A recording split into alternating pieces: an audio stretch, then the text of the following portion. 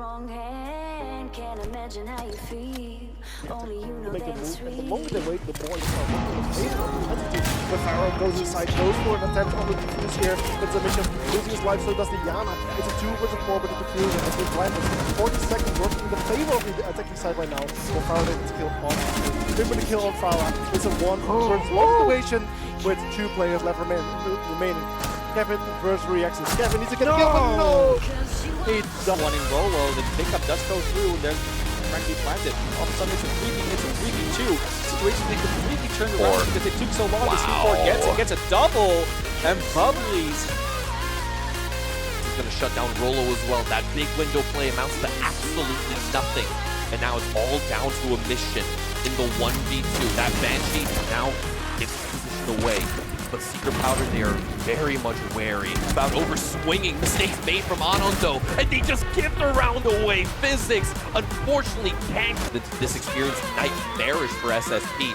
Patrick doubles down. He finds Pharaoh as well, and it's all down to Reaxis. He's looking towards Red to try to challenge Bubbles, and just finds a tickle of damage. But no, oh my goodness, the final shot in the mag, in the chamber. It finds the connection onto Deluxe, and the C4 is right on the money. Reaxis with the quadra kill puts Secret Powder in their place. Oh, both of them swimming everything they can do. No! Alfred, what are you doing? No! There's no way! Basically fast and precise bullet.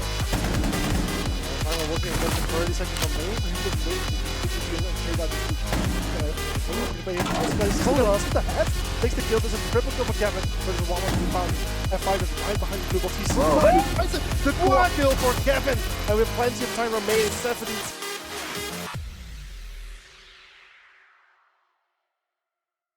Yes, you've had it quite tough, always having bad luck. You think you're going crazy, look up, there's a new life waiting. Your head's buried in the sand, you've been dealt the wrong hand, can't imagine how you feel. Only you know Make a that it's move, and the real. moment they wait, the more you start looking in favor.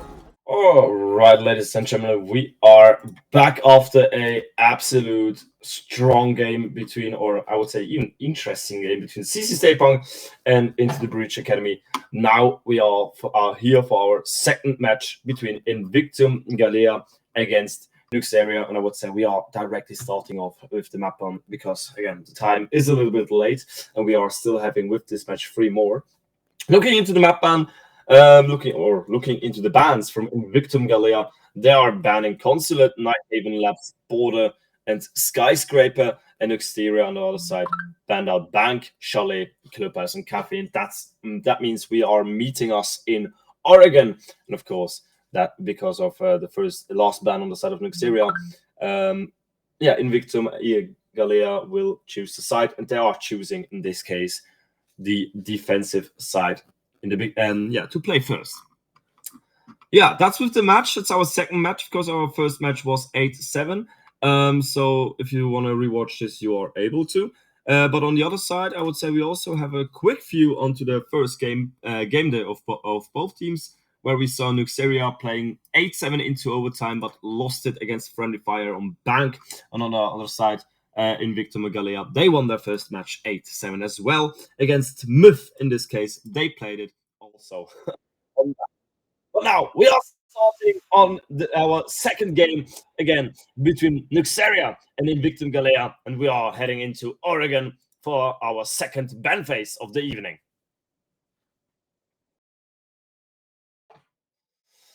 All right, looking at first ban should be on the side here again for the defenders. I think something interesting. Maybe Emiral, maybe I would even say never mind in the attacker Flores, maybe also Jackal. I don't know. Let's have a look, and again it's gonna be the Ying, also something not really interesting. It's another utility ban because of our Candelas. I mean, again, Candelas are pretty strong. They flash you, I think for 2 or 3 seconds, and that's enough to push the objective or push the room and just frag you out. On the other side, we are having another Dokkaebi ban. That means we are having both bans like we saw in the first game, now also in our second game. of course, she is pretty useful to spot those roamers, spot the maybe also some players in the room, and also hack the camps from the defenders. That's just something you don't really want to have when you are playing defense, or just don't want to have it overall. Then defensive ban, Solus. I mean, again, she's pretty strong. We saw in the last map, and we saw what she can do.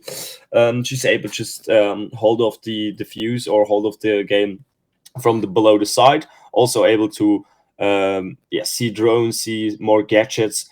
Overall, pretty strong.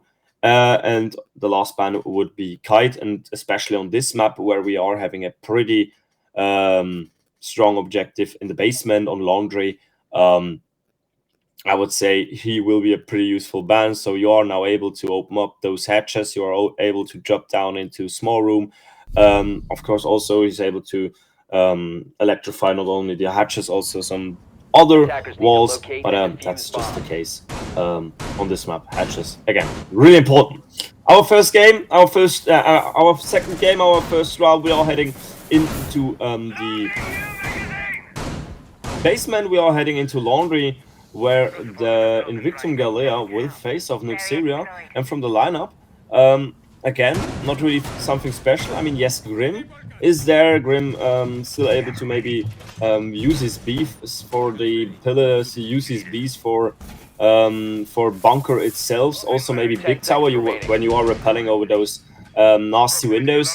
On the other side, never mind. Grim gets picked out, and it's going to be Flores with his 5 extra drones, who also will bring some destructions into the game, and that's something pretty useful as well. All right, heading into game, 2 minutes and 55 seconds. We are starting off here with Nuxeria in their first attack, and what are we seeing here? We are seeing an approach over the whole map. At least it looks like this. Some players through bunker, some players are going now also through Big Tower. Having here a few never mind, I would say even mainly over Big Tower. Of course, you want to clear those stairs, clear the top floors. You see it there. You are having many roaming players on the side of Invictum, or at least not many, just one important. In this case, it's going to be Kyo, already retrieving back into attic, holding off this long angle into Big Tower, where somebody could drop down, or at least the rotation could use the rotation, and you just want to cover it up. Now Jonsky here, the first player who will approach him, and it's going to be a wallbang. Kyo opening up the first round here with a beautiful and important frag.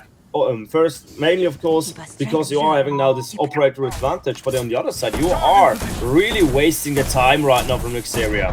You are holding them off. I mean, at least from the top floor, they aren't able now to rotate in the southern side, but this Nuxeria doesn't really care. They are going for a fast plan. Dark Trio with the first one, Draco with another one, 5-2 situation. Invictum is able to hold off this push, is able to conquer this aggressive playstyle we are seeing here from the attackers. Now finally the first kill for the attackers, taking off JXMS and James. I think it's pronounced James, but still 4-2 situation. For one situation, NXN with the close quarter combat here with his pump gun. And is he going for a second one? Yes, he is. What a round, what a game. Beautiful start here for the defenders.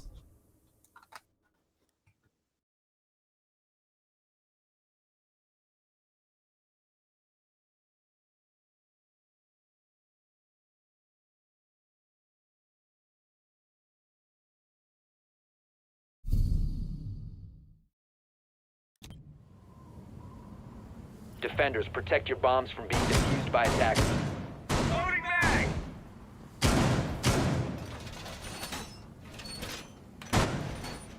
Attackers have discovered the location of a bomb.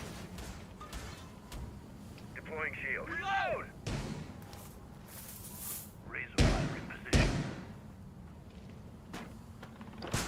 Camera feed up and running.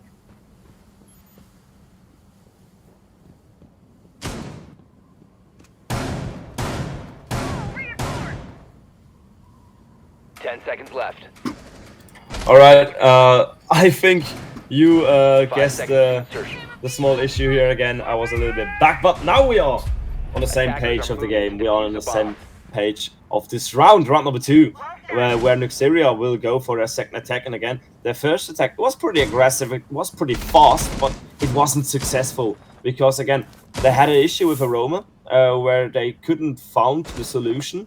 Afterwards, they just tried to go for a whole different kind of play style, a whole different kind of a attack. You try to drop down, go for this fast plant, but again, Invictum Galea was prepared for this, and they were able to get the round here after round number 1. Now, round number 2, we are going for the 3rd spot, something you do not really see often, at least on Oregon. Again, Oregon is one of those maps who has 2 sides you do not really want to play, or you don't want to play often, and one of those is where we are heading right now. This is going to be Kitchen meeting. And also on the other side, Exterior. Oh, by the way, opening frag here. Will takes out Kyo. Kyo again, early on in this game, out of the game. And XN on the other side takes out Jensky. And that means, of course, we are again in an operator draw. Taking out the Finka early on. With her Nana boost, of course. You wanna get her till the late rounds, because she's able to retrieve to get again a few HP bars back to your HP bar itself. You want to get some HP back to your HP bar. That's what I did want to say. But again, she's out. On the other side, also this player who did really cause some issue early on in the last game, the Zami. So 2 pretty strong tracks here into the beginning. On the other side now, NXN in this close quarter, he gets approached from the right side, from the left side, and from above him. So he is pretty under, I would say, in a stressed situation. But it looks like that Nuxeria isn't really finding the answer against him, or they just do not really know his positioning anymore, because he is walking here at this northern side of the big tower. Now Redenti with the next one against Trico, taking out another one for Nuxeria, but the refrag is there. James will the kill against Will. NXN maybe going for the flank because he's still on the big tower stairs, but it looks like that he isn't really in the focus right now from Nuxeria. They are still heading their guns towards the objective, not only from the top floor, no, also from the lower floor. But it's going to be Naox who could be maybe the one who takes out NXN. Yes, he will. Naox taking him out and leaving Nuxeria now finally in an operator disadvantage. But Doctor also with a flank dropping down through those hedges, maybe get the refrag against Naox, but he isn't able to. So Invictum Galea now in a pressure situation, because they need to retake. They need to get back in onto spot and maybe hold off the plant. It's going to be a close quarter. Yes, the first one, but not the second one. Red Netty gets the kill, but there's another injured. Doctor in a 1v1 against the planter, and he will secure the round. Invictum Galea with a huge second round, taking off the 2-0 scoreline. Strong.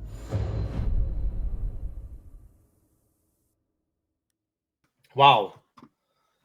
That was, I would say, a mentally, or at least an emotional round.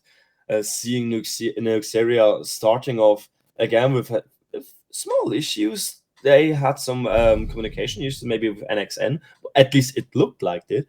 Flores on the other side, he was communicating, of course, with them. They knew the positioning. They were able to get him off sneakily, and afterwards, finally were able to get their operator advantage. Finally able to get themselves onto the side, but in this case it was just a small mistake from the positioning. They were too close to each other. They were, or at least at some corners where you could predict them, and that's exactly what Invictum Galea did, and that's also exactly why Invictum Galea got the round. Now, round number 3, we are heading for the first time now to the top floor. Again, they did everything right what they could do right till yet, and that means, of course, they could at least go now for a perfect rotation here if they win Master Bedroom.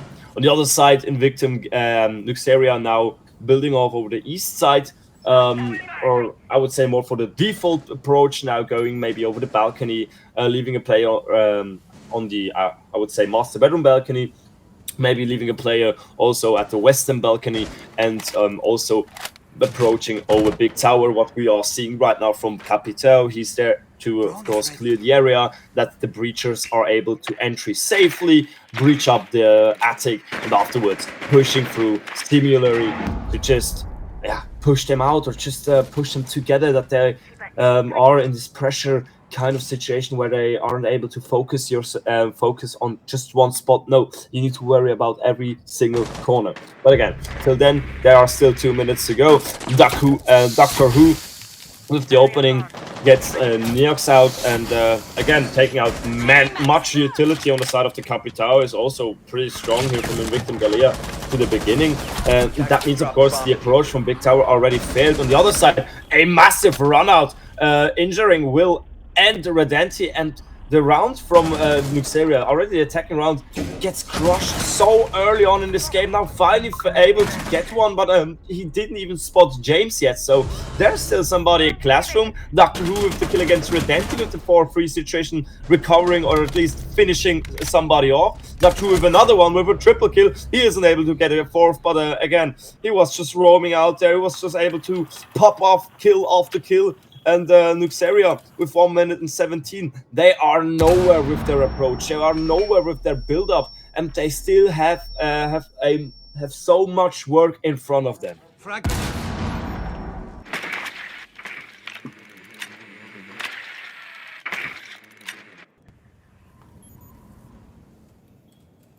Attackers recovered the diffuser. Couple of pre-fires against the drones, against the line of sight there into master bedroom, and Johnsky with a kill against NXN with the 2-2 situation. Never mind with a triple kill as well. Johnsky now on fire, popping off 2 kills in attic and 1 in master in I would say games, in games. So leaving Nuxeria now finally in a advantage, just with James the last player alive here. Back after even saying kids. No, he's a master. No, Thompson, my bad. I have some issues with the cost because again I didn't really play the game lots in the last couple of years, but that's a other story. Now James, holding off the objective, needs to retake it, and ooh, sneaky kill. Will he go for a second one? Invictum saves themselves again. How are they able to do this? That's impossible. Invictum with another save in another round, taking the perfect rotation. And now I think that's the best call you could do on the side of Nuxeria. Right now, just go for this timeout. You want to take out the air of this defense. You want to take out the air of this mental overthrow from Invictum Galea, because again, you just had a clutch again. And that, of course, builds up this mental gameplay from Invictum Galea. They are right now on fire. They are right now just on their prime. On the other side, Nuxeria, they are struggling. They are suffering. Already 2 times they were so close to a round victory. They were already in this off-the-plant situation, or already planting the diffuser down, and they just didn't got it through. Always in the last couple of seconds, the plant, the diffuse just got denied, and Invictum eventually won the round. So you want to change this, you want to get into your headspace again, and we are heading now for the second time into Laundry Supply, and we are just going to reminding us into round number 1. What did we saw on the side of Nuxeria? We had a build-up of a master over Big Tower, a quick and smooth entrance, where you did manage to let the Zami push back. So that means, of course, he was in a position where he just was able to hold the corner. You peeked 1 time through and got shot through the wall. Afterwards, your game's style really changed quickly. You did go for this meeting hatch opening pretty early on in the game, and you did just drop through. Want to go for this maybe after play, for the push, for the rush, something like this. But Invictum Galea, they had their guns at the right side at the right moment, and they were able to again fight off this attack, fight off this rush. Now in round number 4, you need to change it. I mean, you're probably going to change it. You're not going to go for this rush again. So this, of course, also will maybe, I would say, increase some stats to your favor, because you do not really have something in your hand against Nuxeria, because again, they will probably, or 100% play something else. Maybe the big tower build-up will be the same, but they will not go for this rush again. What we are seeing here again is this big tower build-up, leaving your drones in the building. Again, getting some information. You are seeing the zombie right now, and Neox, he could go for the kill. I think. I'm not sure. I'm actually not sure if there's a line of sight to Kyo, but at least, never mind, there's none. But on the other side, they are still able to open up the game with opening threat against Striker, against the Mirror. That means 1 C4 less on the board on the side of Invictum Gaming. That's of course already a huge plus. What they at least achieved here in round number 4. And now we are seeing Noxeria in a other playstyle again. From this, again, really aggressive playstyle. More in a slowed down, in a conscious, in a safe playstyle. Holding each angle you are able to hold.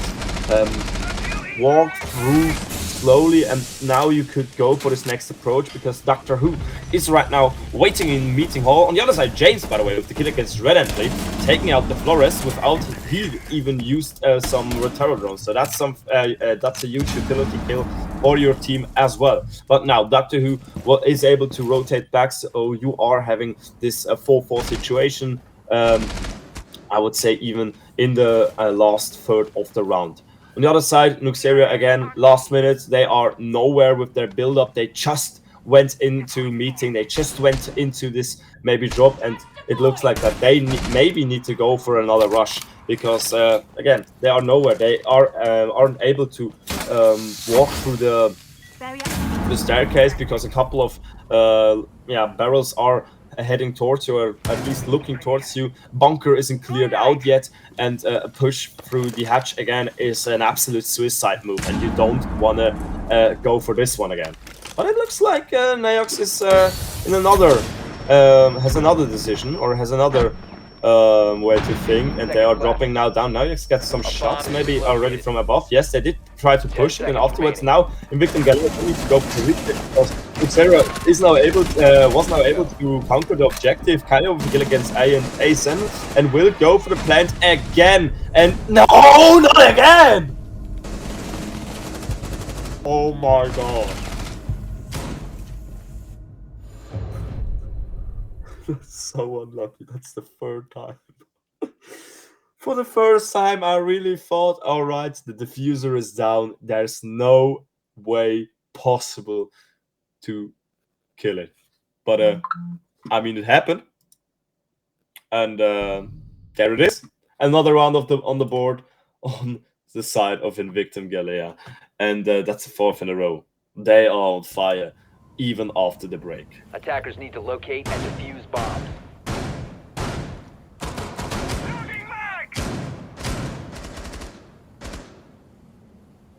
Prepping needles.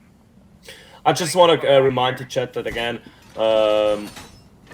there are sometimes some issues with maybe internet or something on the PC or something at the whole layout of the stream. So producing a stream sometimes really can be hard, and it can't always be again perfect, because nothing is perfect in this world, sadly. But yeah, in this case, it's the quality. Maybe we are finding a solution after the game, but we still just need to proceed, because again, we want to finish today. We want to finish before midnight, and that's already now a pretty difficult mission. But yeah, otherwise, we still hope that you are enjoying the stream. We hope you are enjoying at least this where you are, what you are able to see. We are heading now into round number 5 for the second time. We are going into meeting kitchen. Also there, that was our first really close round we had. The first time in Nuxeria was able to go in this after plant in this planting situation, and also the first time where Invictum Galea just clutched it out and did manage to kill the defusing play. Now NXM with the opening, James with another one, taking out Neox as well. 5-3 situation, already taking off some huge utility kills. One kind, of course, again, it's going to be the Flores. He wasn't able to use any of his Retaro drones, any of his information or destructibility destruction abilities to use, and on the other side you did kill Johnsky with his nade. Striker with another one. 5-2 situation. Victim just picking off Nuxeria one by one. They are so strong right now, and it looks like that in Nuxeria will not find any answer to destroy their mental game right now. Switching mags.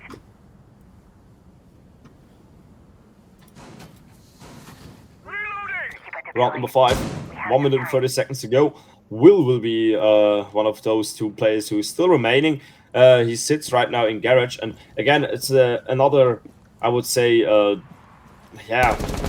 point where you really need to work together. NXN, no, he's standing. Oh, hopefully he will not enter there. Redently now with the kill against Striker, and NXN hasn't been spotted yet. He's still standing there and waiting and waiting. He wasn't able to get the kill, but James and Keo on the other side are.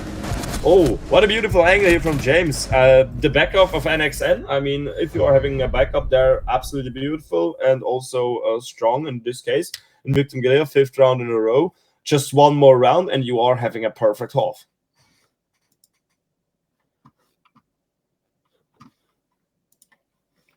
I can't really, I don't know which words I should use now to describe this game, because again, Nuxeria, they had now 3 rounds where they actually were strong. They did manage to, again, got so far to plant the diffuser to overtake the whole objective. But all in those 3 rounds, it really just suffered at the positioning in the end of it, or at the player-on-player gunfights. Now in round number 6, for the first time, in Victim Galea is choosing to go for the 2nd, 3rd side, maybe to kind of confuse Nuxeria. I mean, yes, they are still able to pick other operators. They are still able to maybe 10 seconds to go. change yourself, that you are able to 5 seconds left before insertion. correctly approach this objective. Maybe you can say it like that. But still, you're choosing the 2nd, 3rd spot. You aren't going for the top floor, even though top floor is one of those strongest sides you are having here. You're having here on Oregon, but still, maybe it works. I won't. I'm not gonna say anything against it till after the round. Now, round number 6, the approach from Nuxeria is pretty normal again. They are going over the small tower with a few players also spread it around into the eastern side of the building, maybe going for the top floor. Yeah, we are seeing it right here from Johnsky. No, again, pretty early on. The shots against the Thinker, against the player who has this extra HP as his special utility or ability. He gets injured. He's able to use it to, of course, get himself up again. But still, that's a huge chunk of HP away from his HP bar.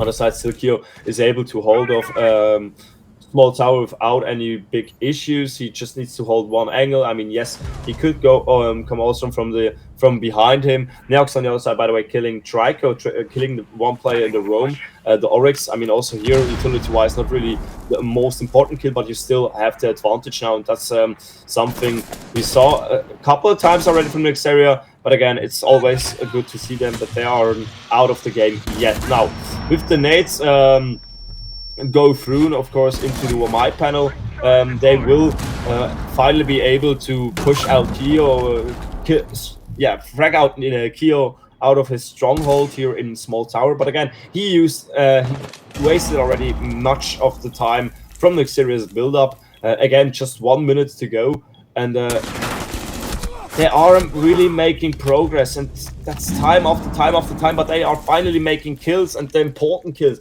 Just one more play, it's going to be the NXN, and he is roaming, but I think Neox heard the drop, but he isn't really going for it. Yes, now he is finally is, and it's finally around on the board of Nuxeria, and it's also, just to say, it's a flawless round. So yeah, it's not a, I would say, flawless half from Invictum Galea, but it's still, again, an absolute crush, but this doesn't need to mean anything. Looking back into game number 1, we had the same picture from CC State Punk. They did manage to get themselves a 5-1 split, but afterwards lost the whole game 8-6 in overtime Attackers against need to locate and defuse as many bombs as into they the can. Breach Academy. So this game isn't far from over yet. All right, round number 7, Luxeria in the 31st defense. English difficult language. But yeah, in their first defense, we are heading into Laundry, like we saw it from Invictum Gallia, of course, also in Bomb round number located 1. by attackers. But in this case, we aren't having any mirror, so there will not be this, I would say, vision into bunker. There will not be this vision into into freezer, but still, it's still absolutely playable without a mirror. I mean, mirror is one of those operator you just need to, I would say, Attackers are heading out to defuse a bomb. you just need to learn to play without her because she gets banned pretty often. So yeah, I'm pretty sure that Nuxeria knows how to play it with those operators they are having right now in their lineup. Because you also need to say they aren't going for a real roaming lineup, but still having 2 players upstairs. I mean, yes, you are able to use a Warden for this roam, but still, but otherwise maybe a Jäger. But again, the other one I would say are more of those anchor or even side spot operators who you want to use near the objective. But you are going here with Goyo on the run, you are going with Warden on the run, also the Wamai pretty high up, but it looks like that it's also playing exactly into the hands of Invictum Gallia, because they aren't really going for this direct approach into the objective, big tower and bunker. In this case, I would mean, no, they are going for the more, I would say, map take, playing over small bakery, over garage, over kitchen, also now over those hallways. Afterwards, of course, also meeting, and they are having a few issues because of roaming plays. Oh my God, Will! What a shot here with this with the Bearing 9 through the wall, popping the head of Doctor Who, and that's again pretty strong because it's again the flicker you are able to pop up here pretty early. Now on the outside, Neox also gets fracked out for the first drawn-out kill. Q with this long angle out of attic into the hallway. On the other side, Rodette is still in master in big tower. Still hasn't been detected till yet. Of course, now with the drone and with the gunshots, everybody should know that there's somebody still remaining in the big tower. Of course, maybe also they know that he is in the catwalk. I'm not sure. But otherwise, also Nuxeria here able to manage that.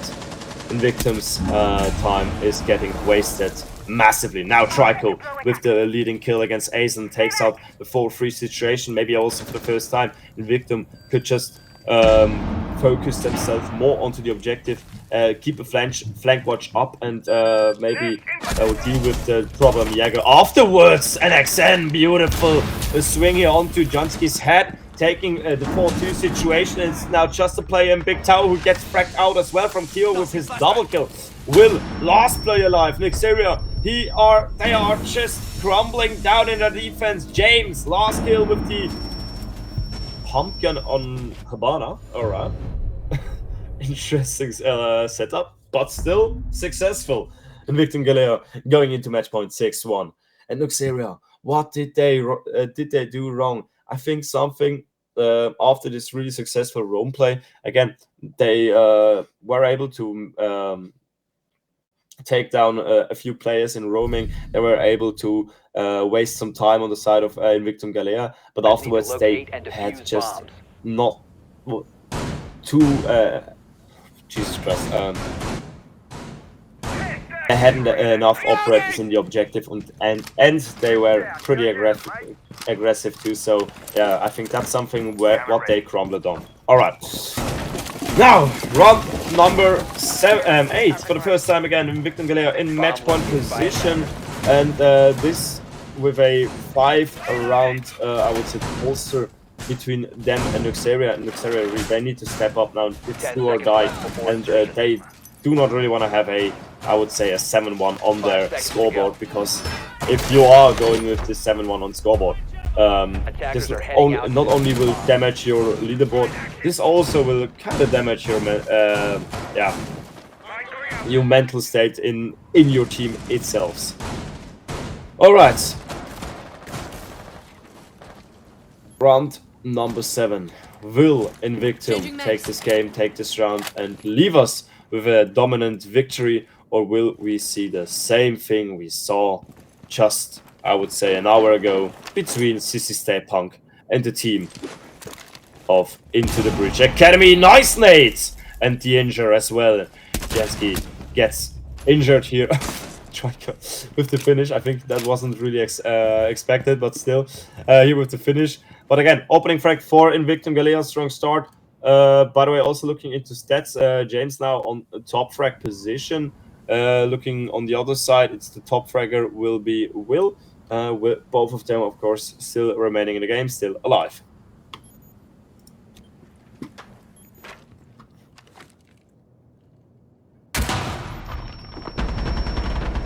Small hole now for MNXN with where he is able to actually find a kill. On the other side, also a kill goes on for Nuxeria. He is able to take out Trico, but they are still in an operator disadvantage because of that kill of NXN. Played it really smart here with the Gaunt 6 to not use it to open up maybe a window or a barricade. No, they just opened up a small chunk of the wall and did manage to find a kill. The other side here, nice angle also from Azen, who is able to hold off this angle into big tower. Now also getting another kill, maybe a third one. He gets pushed pretty hard. Now finally kill with this kill, but there's another one behind them. It's Redently, who is right now on the big tower stairs. But Buck, he knows where he is. He knows that there's a player. What will they do? Is he sure that Redently is on the stairs? Or is he just expecting it? Because Redently just stopped moving. Try to give no life signs to this Buck, to this player. He's maybe able to get this flank. On the other side, we are seeing the last 2 remaining players of the attack of Invictum Guerrero approaching the objective slowly, and Kyo. Redently doesn't know it. Redently absolutely doesn't. Never mind, he knows it.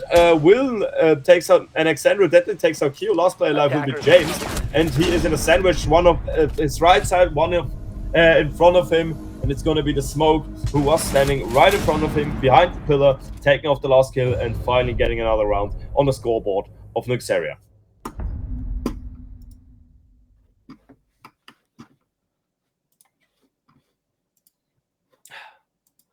What an emotional match. Again, Nuxeria struggling, but still being in this game, or still surviving here those rounds with just 1 or 2 operators left. I mean, if the Redemptor didn't manage to kill that Buck, the round would be over. But yeah, it didn't happen. They still, again, survived another one. They are heading back now to the top floor objective, where they already lost the round. I think it was top floor. Wait a second. I have to check right now.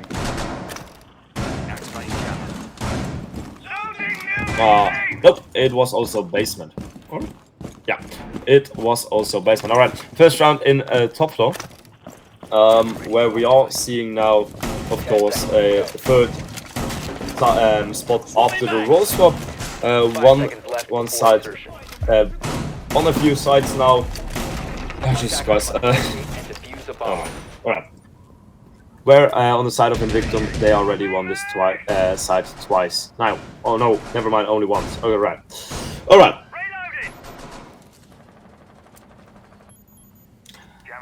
Now round number 9 started. We are looking into the build-up again, like we do in every round as well. We are seeing from 3 sides, actually the build-up on the side of Invictum. They are starting with this play of the master bedroom. Again.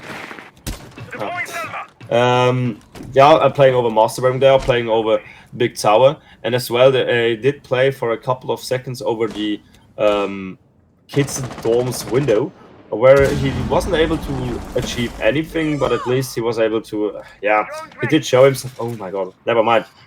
Keep in mind, Redently now going for his drop, and absolutely beautiful kill against Doctor Who. He timed it perfectly. Doctor Who wasn't able to do anything because he was in the attacker's camps. bomb He diffuser has been did dropped. saw him, but again, he wasn't able to react. Now to the kill against NXN for the 3-5 situation in next area. Now finally looking confident in a round. They hadn't really that luck that they looked confident in the last couple of rounds. Yes, in the last round they did eventually win. Also, the late game was pretty strong of them. But again, in the mid game, they had some struggles as well. But now, in round number 8, it looked like that they are finally arriving in this game. Taking off 2 strong kills against NXN and Doctor Who. Again, with my right timing, with a good team play. Now James, by the way, with the kill against Azen. Also nice positioning from Will, taking out Trico now. Or Trelco. No, Trico for the 4-2 situation. Only 2 more play alive. Q with another one against Neox. Back in the attic. And now it's absolute breakfast. And also will maintain an absolute breakfast because we are in the last minute. We are still having 5 players remaining on the board. Now James goes for the rotate, so they want to go over 2 different fronts into this game. One, of course, here already in attic, waiting it out till the other one, in this case, Gridlock James, is in his position.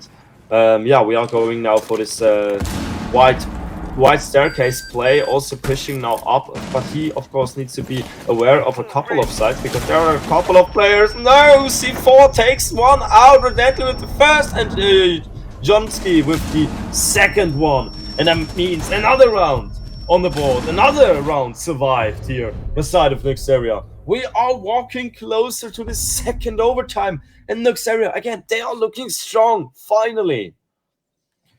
Now, round number 3, they will eventually need to go. I mean, round number 4, after the rule swap, they need to go eventually into the third spot. And this is, of course, this one side, which could mean maybe the end, because again, third spot is something you do not really want to play in a situation like this. Attackers need to locate and defuse bombs. In this case, they are playing meeting kitchen.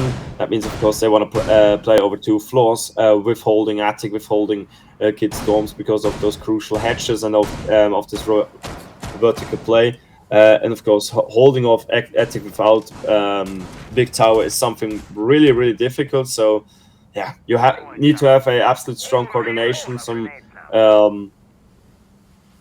good communication to really play this properly down.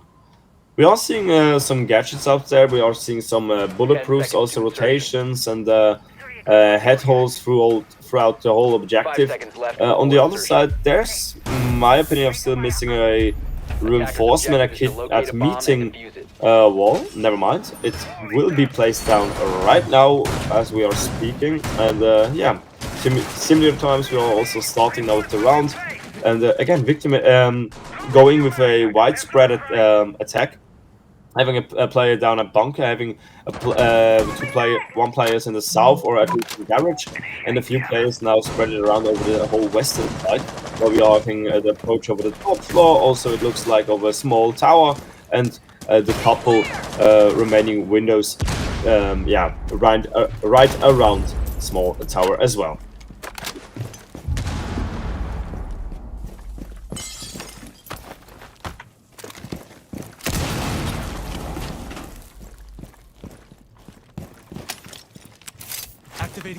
Now we are seeing a pretty smooth gameplay from Invictum. That's something where Nuxeria wasn't able to do. Again, this fast approach to towards the objective. Okay, in this case, we also need to kind of keep in mind that Nuxeria didn't really place their, I would say, yeah, their ability to confront them in this kind of area. So that in this case, they didn't play with kitchen, they didn't play with small tower, also not with the with toilets or showers, however you want to call it. Ooh! Redently with a beautiful shot against NXN, and Johnsky taking out Kyo. And again, Nuxeria, they just perform again very well. Here taking off those really strong players on the side of NXN and Kyo. Those 2 players really meant a lot in the first half, and they are able to do aren't able to do anything anymore. Now, in Victim, they need to refocus. They are now again a little bit more spread out. They kind of need to find the way together, or at least yeah, approach in a simultaneous mutators again. Trico with one, Johnsky with one, 4-2 situation. Will with a small pre-fire or with a little bit of damage. Takes out James afterwards, and it's just gonna be Doctor Who now on the Ash, but he also will fall to the gun from Will, and that means another round on the board of Nuxeria. They are just coming back, and it looks like that we could go actually to overtime.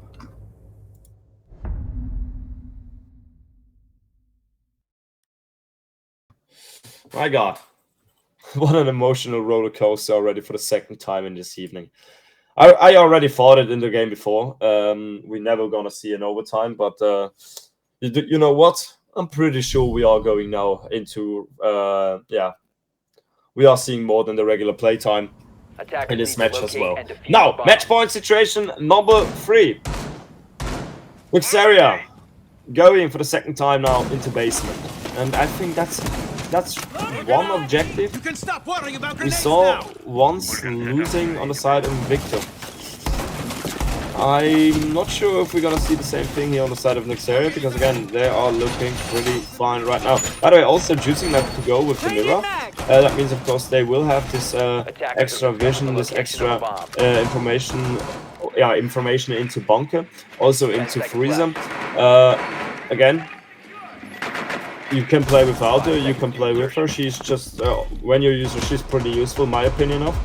Attackers are moving to defuse In this the case, Nuxeria isn't going for this hard roam play. We are seeing one player offside. He will probably be again in big tower, but never mind. Let's have a look. Actually, not seeing him right now. I can't see the silhouettes, to be honest. In this case, the graphics are just too low. But yeah, Trico now with the first entrance into the building, heading towards small tower. And we are seeing right now there's nobody roaming anymore. Invictum will face a completely empty upper top floor and a completely clean second floor, I mean mid floor, and this will waste actually pretty much will waste some time on the side of Invictum Gaming, Invictum Galea, because again they were roaming there a couple of seconds ago, and Invictum Galea has no idea that all of them just rotated back, did go into the objective, and again, this will waste time, this will use this time they actually need for this build-up for the final push, and this will also absolutely play into the cards of Nuxeria themselves. Now, on the other side, they finally saw a mirror window. Trico on the other side will push down, and there could be a C4.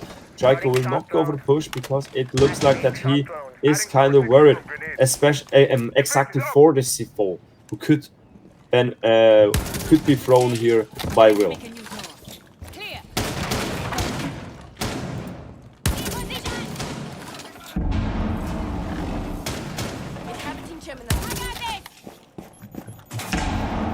Trico now for the first time, also with his Prisma, looking down at all positionings, looking at all players. Saw the mirror, of course, with her C4 in her hand. That means a drop will be, next to impossible there, or at least it looks like to him. He doesn't know that Will already has been rotated away from him into bunker. On the other side, James already ready to go for the push, but of course, holding or at least peeking his angle with a shotgun is so hard, so you don't really want to do this. Now Trico finally pushing through, towards Freezer without any C4 dangers anymore in front of him. There's somebody lying at the ground, but again, I think he will not have a C4. I think that's a Jäger. On the other side, Johnsky is now preparing himself for the laundry push, who will take place right now. And finally, the first C4 will connect. Will takes out NXN. Aizen now with another one. Beautiful double kill. Redemptor with another one. 4-1 situation. Just Kyo alive. 8 seconds to go. And again, the late game, again, those gunfights will be the suffering of the team of Invictum Galea. And that's another round. That's another score. 6-5. One more round till we are heading into overtime. Jesus Christ.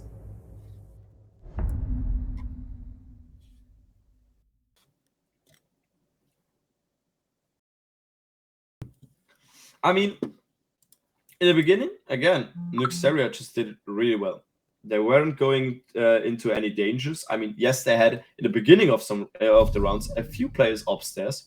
I think they also got droned, but I'm actually pretty sure that they really wanted that they know that they were upstairs. So Invictum really had to drone every single corner of the top and middle floor. They also had to cover it with line of sights, with just holding some angles again, pushing slowly through without getting in any danger zones. And afterwards, you are on like 1 minute, 1 minute 30, and you had nothing to the objectives itself. There was no build-up, there was no walkthrough possible, and also there was no damage in the defense itself. So every player had 100 HP on their bar left. 10 seconds left. And again, that's just was absolutely perfect. 5 seconds. I would say,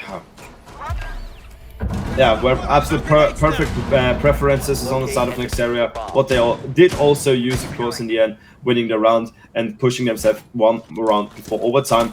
Nuxeria on the other side now in their defense, heading into top floor. Nobody lost top floor kill yet. And again, Invictum needs to make it real, needs to make it finally possible, because if not, Invictum will go into overtime.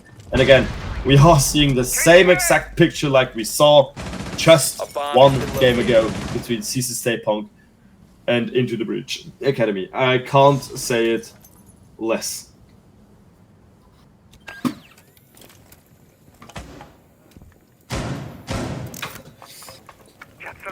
Azen now with an aggressive play or aggressive positioning into Armory, but he will choose to go for the retrieve pretty soon because somebody was already at the window, at the Armory window, and I think that's a danger. He doesn't want to go through yet, because we are in the early stages of the game and you are so close for overtime. You do not want to go into an operated disadvantage. Now NXN with the first shots into enemy direction. But yeah, he will receive a little bit of damage, but he also will give some damage to Azen, who is on the Zami on the other side. Keo finally with an opening frag, taking out Redently. That's a huge opening frag, taking out the second top fragger, or one of those really, I would say, impactful players here of our second game. Redently already out, but he still is able to make some damage because he's Capcan, of course, and of course his Capcan traps are able to make some damage even when he's dead. Now Johnsky with the kill against Draco, taking going for the 4-4 situation. Now somebody coming over wide stairs, NXN take out Azen. He's able to take another one. Oh, secure now from the finger, taking out the player at elbow hallway right before NXN got killed. Now Jensky with the kill against James, so the player who was just down now even dead, and Jonsky is going for the more aggressive play. Now Will with the kill against Keo for the drawn out kill. 2 players on both sides alive, and it's again do or die for Nuxeria.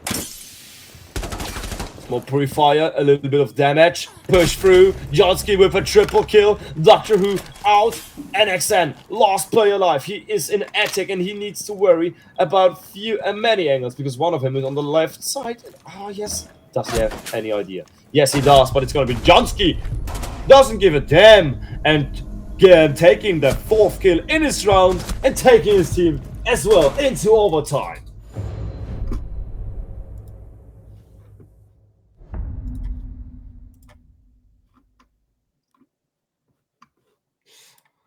What a match, Dame. We are just in our second game.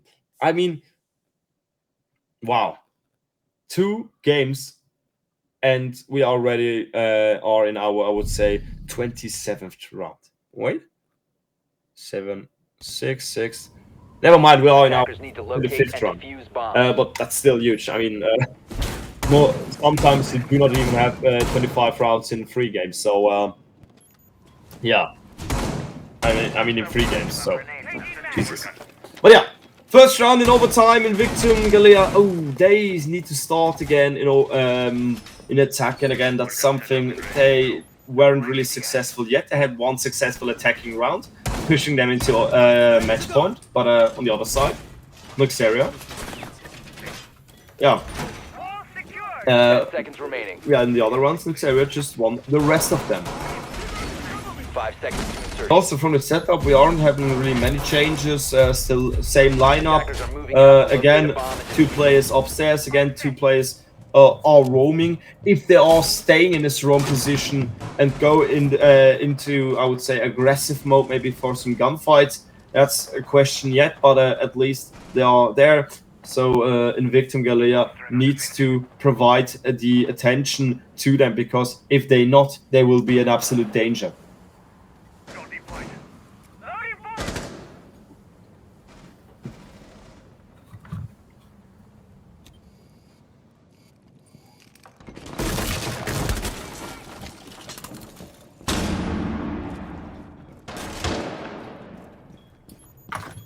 2 minutes ago, no impact, never mind. Johnski opening, Dr. Who out.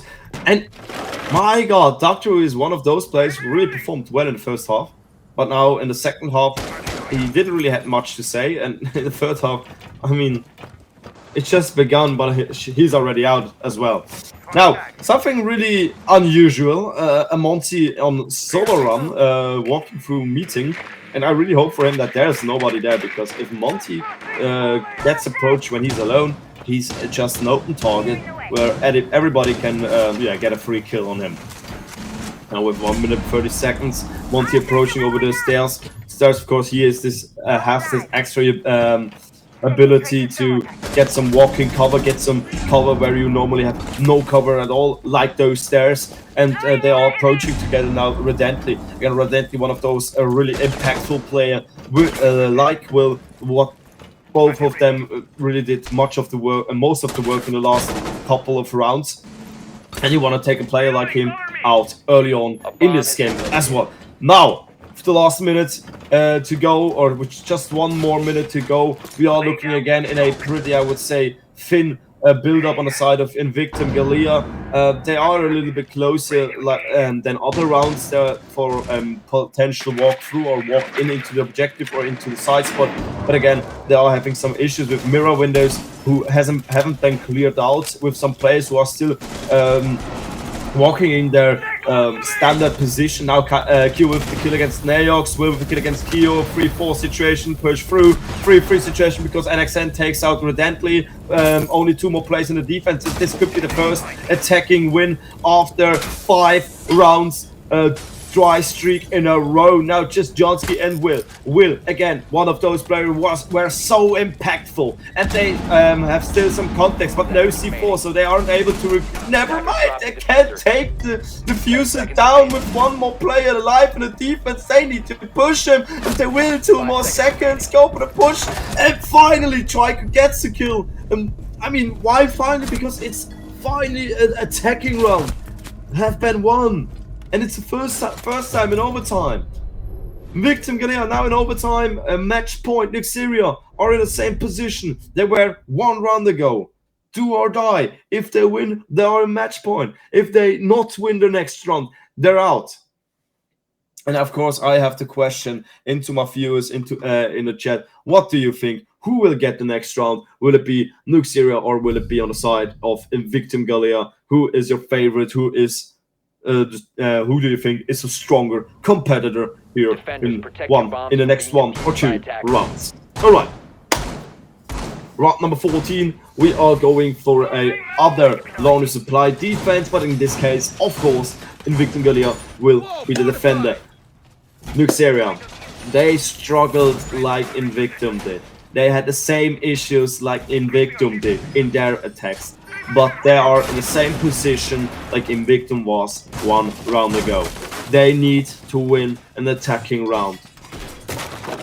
Unless, they could lose the match. And again, we are in the early stages of the league. You want to get as much points as possible, because if you are losing those matches in the beginning, you are struggling with keeping up with the top teams. You are struggling. Maybe even in the later stages of the rounds where you are of the league, where you just need 1 or 2 points for maybe for this one important position on the leaderboard overall on the group stage. I hope you know what I just meant with those words, but we are starting now with the action phase Again, round number 14 in Victim against Nixeria. We are on Oregon. We are on our second round in second game of the night, and we are already with our opening frag here. Jonski gets fragged out. Beautiful C4, important C4. Trico here successfully with this opening frag.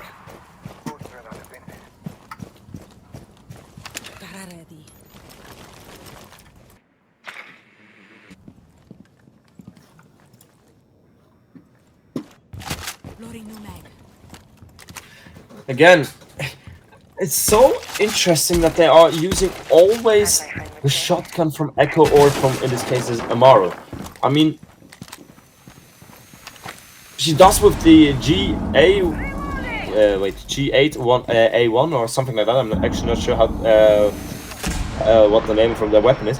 It's a pretty strong LMG, and again, large machine gun, many bullets, good, pretty strong fire rate, and does a good chunk of damage too. So why are you using the pump gun instead of that rifle?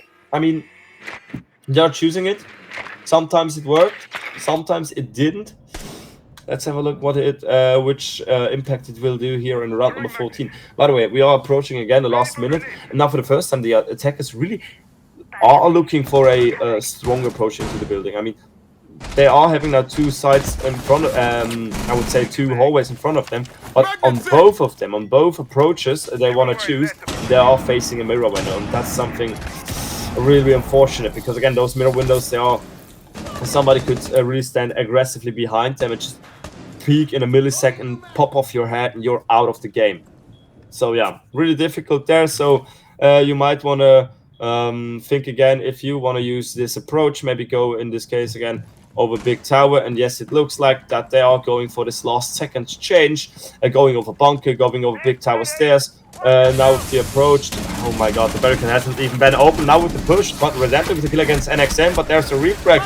James Straker with another one. Mayrex also, Doctor Who as well, and Doctor Who with the exit frag.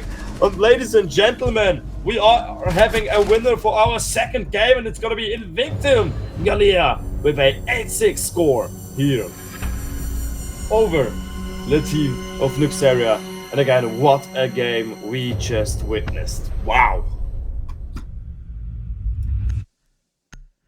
Let me breathe for a second.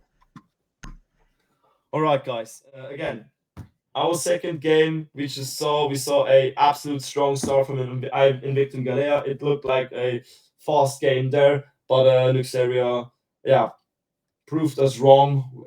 They were able to get themselves into overtime, also were able to get 5 rounds in their defensive side, but afterwards it was again the turn of Invictum Galea to finish it off finally in overtime now, and winning their second game. That means, of course, they are now in the leaderboard on the second place, overtaking CC State Punk, I think. It should be at least.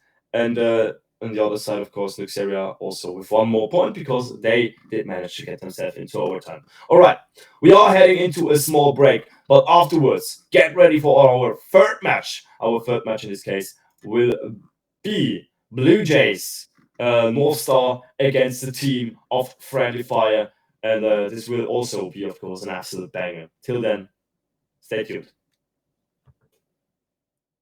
Quite tough, always having bad luck. You think you're going crazy. Look up, there's a new life waiting. Your head's buried in the sand. You've been dealt the wrong hand. Can't imagine how you feel. Only you know that it's real. The moment they wait, the boy will start looking at the Pharaoh goes inside, goes for an attempt on the defuse here. It's a mission, losing his life, so does the Yana. It's a 2 versus 4 with the defuse, and with Random.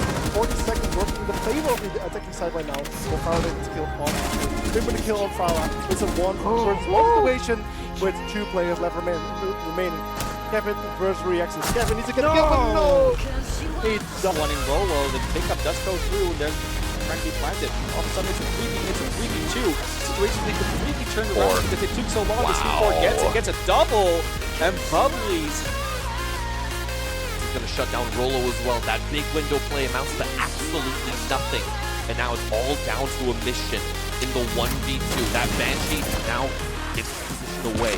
But Secret Powder, they are very much wary. It's about over-swinging. Mistakes made from Anon, though, and they just give the round away. Physics, unfortunately, can't. This experience nightmarish for SSP. Patrick doubles down. He finds Pharaoh as well, and it's all down to Reaxis. He's looking towards Red to try to challenge Bubbles, and just finds a tickle of damage. But no, oh my goodness, the final shot in the mag, in the chamber. It finds the connection onto Deluxe, and the C4 is right on the money. Reaxis with the quadra kill puts Secret Powder in their place. Oh, both of them swimming everything they can. No! Alfred, That's what are they you are doing? No! There's no way! Basically fast and precise bullet.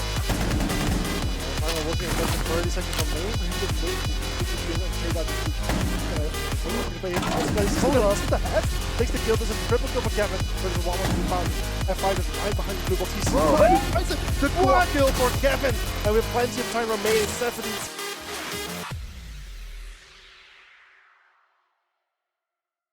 Yes, you're very quite tough. Always having bad luck. You think you're going crazy. Look up, there's a new life waiting. Your head's buried in the sand. You've been dealt the wrong hand. Can't imagine how you feel. Only you know that it's The real. moment they wait, the boy will start looking at the But Pharaoh goes inside, goes for an attempt on the defuse here. It's a mission. Losing his life, so does the Yana. It's a 2 versus 4 with the defuse and with Blenders.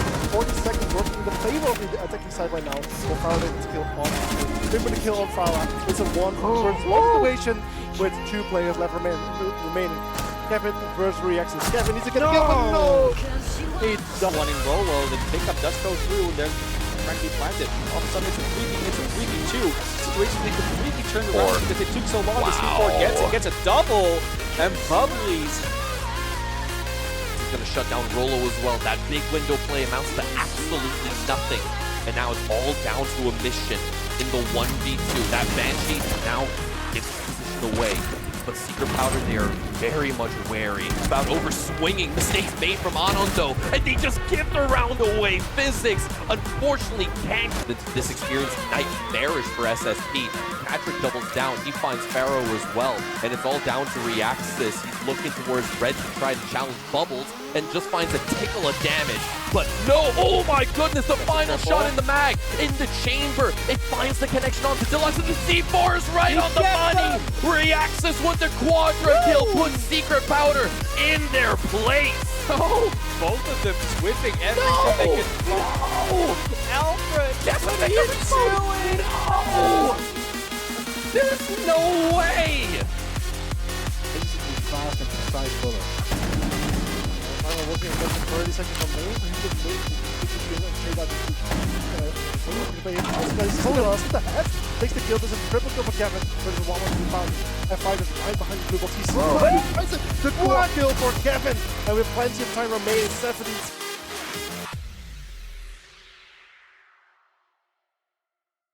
Yes, you're very quite tough. Always having bad luck. You think you're going crazy. Look up, there's a new life waiting. Your head's buried in the sand. You've been dealt the wrong hand. Can't imagine how you feel. Only you know that it's The real. moment they wait, the boy will start looking at the But Pharaoh goes inside, goes for an attempt on the defuse here. It's a mission. Losing his life, so does the Yana. It's a 2 versus 4 with the defuse and with Blenders. 40 seconds working in the favor of the attacking side right now. So Pharaoh gets killed on. Then with the kill on Pharaoh, it's a 1 versus 1 situation with 2 players left remaining. Kevin versus Reaxis. Kevin needs to get a kill, but no! It's the one in Rolo. The pickup does go through, and they're frankly planted. All of a sudden, it's a 3v2. Situation they completely turned around because it took so long. The C4 gets a double, and Bubbly's. And we are back, my boys and my girls, of course, with our third match. And this is also not our last match. No, we are having one more afterwards, even we are already at 10 p.m. But this doesn't really care. Our third match of the evening, we are looking into the match between, again, Friendly Fires against Blue Jays North Star. And I would say we are looking also, again, in the beginning into their first matches. What we saw in Playday number 1.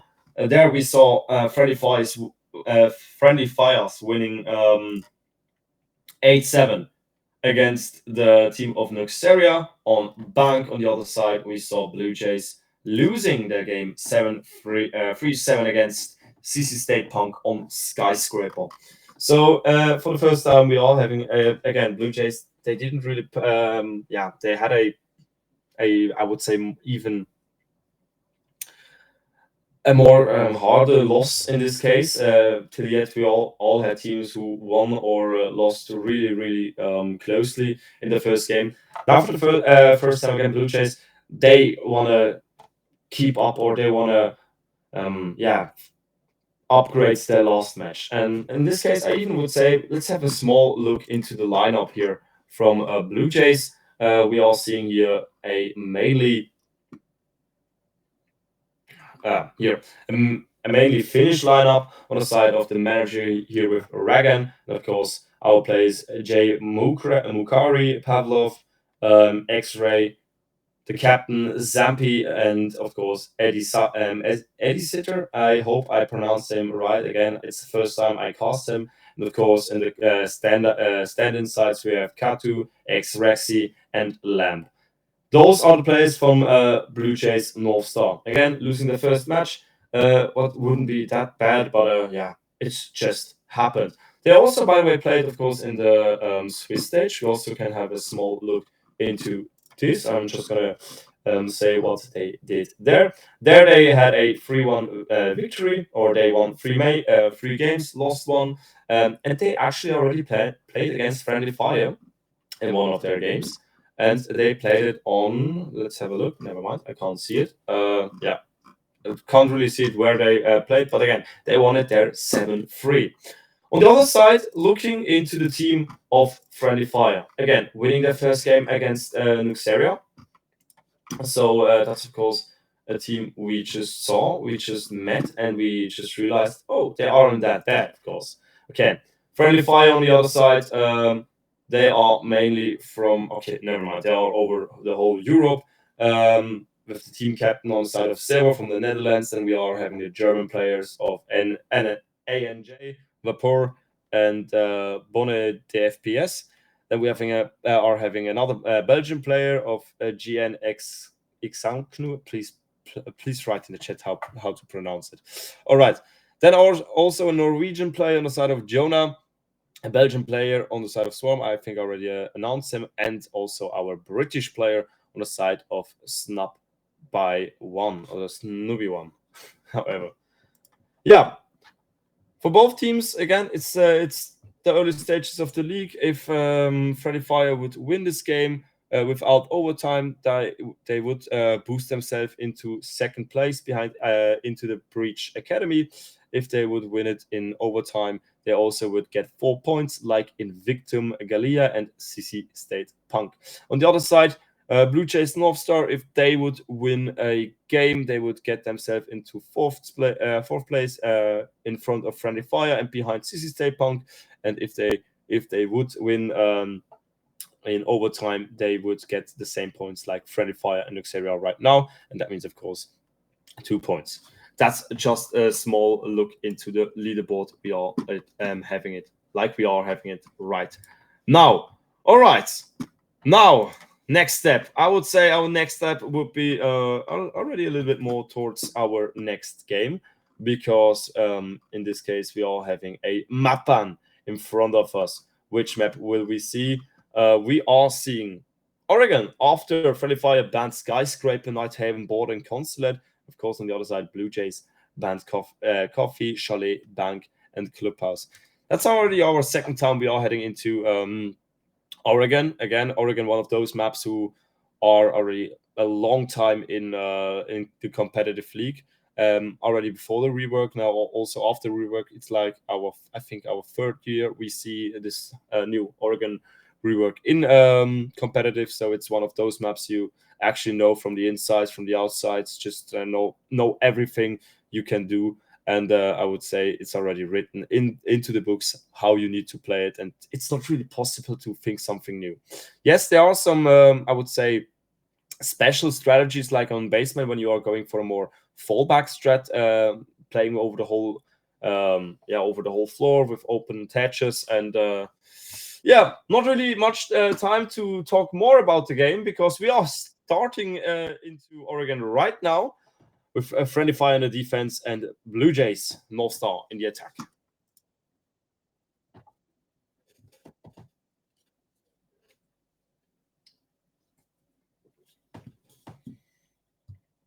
All right. Again, of course, ban phase. Again, we are going to predict a little bit, but I think it's going to be the same thing. We are seeing a Ying ban. Maybe in this case, also a Flores ban. I'm still waiting for the third time. No, it's going to be Brava. All right. Brava, of course, her drone, really special. She can turn your gadgets against you. And I mean, if you're playing many trap operators like Capcan, Legion, Fawn, she is a pain. Yeah, she's a needle in the eye. Say it like that. On the other side, again, the Ying ban. I think it's another utility. We already said it twice today. Her Candelas are really annoying if you just want to hold an angle. On the other side, Kate ban again towards the hatches. I mean, absolutely understandable why you want to ban him out on Oregon. And I think our last ban will be, let me have a guess, it's going to be Fenrir again or Mira or something like this, because again Mira, at least in the bottom floor objectives, she is just absolutely strong. We already saw it last time. Never mind, Soulless, I mean, also this pick is not a shame. No, it's absolute standard. Getting banned out or ban out this operator who is able to detect your gadgets, detect your diffuser, detect your phones, detect just everything from you. Of course, not detect your heart, your pulse, because that's what pulse does. But again, she's just kind of a better IQ. All right, on the other side, we are heading now into our first round. Again, Friendly Fire in the defense, Blue Jays in the attack. We are heading for the third time for the first round and a half into basement. Also from the lineup here, having some similarities. We saw it already to our last game. But in this case, we are seeing a Fenrir in action. And I mean, Fenrir, again, he will be pretty useful in sites like Freezer in on the stairs, and also in bunker. Absolutely everywhere you want to go into gunfights, go into those opening frags. And again, he will be pretty hard to play against, at least here in the bottom floor objective. Also, overall from the attacking sides, we are seeing a Monty. He also will be useful in bunker, maybe even to clear out those Fenrir gadgets. And we will see how they will use them.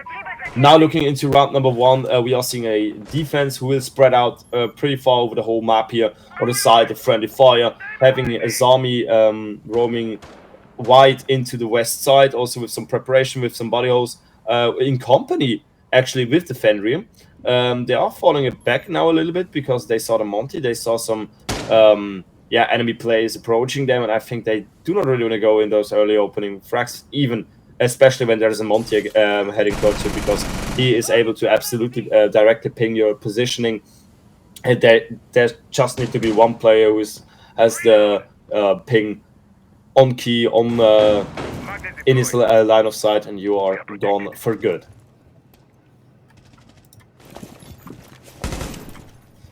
Right, small purifiers we're seeing here early on. Again, not really much action. It's a small approach on the side of Friendly Fire.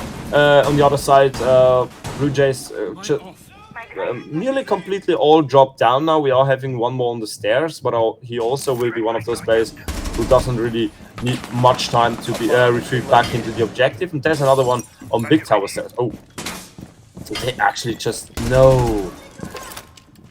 Unlucky. Okay, that's a really useful use here on the side of the Twitch. You just cleared out a mirror window. You just cleared out the biggest threat from Freezer, and that's a huge opening for yourself and for your team to enter the objective through there. Both on the other side, we are seeing a mirror roaming, and mirror in the roam is also something really special. Now with the C4, she needs to look her back because there's somebody approaching. Now retrieving, but not without any damage. No, she will get shot in the back and leave the battle side with a little bit less than 50 HP on her bar. Last 40 seconds. Blue Jays just waiting to finally make this last Zampy for the push. Now Snubby with the opening, taking out Zampy, taking out the Buck. Was pretty strong. Finally a good start here for the Friendly Fire. On the other side, Monty will be in action, already get some damage. KM Pavlov with a kill, Pavlov with a double kill, Sveber with the replay against Pavlov. 3-3 situation. Sveber also needs to watch out from Freezer because he gets under pressure, but he will step up and he will get the kill against Rex for the 3-2 situation. It is the last player alive, but Jonah pops off in the last seconds. And wow, what a end game here for the defenders, taking on the first round. By the way, interesting to say, looking into the lineup from this game, we are seeing a few stand-ins, actually. Let's have a look. Looks like that. Wait a sec. Oh, we are going to the map bands. To the maps. I mean to the camps. I heard. Yeah, there we are.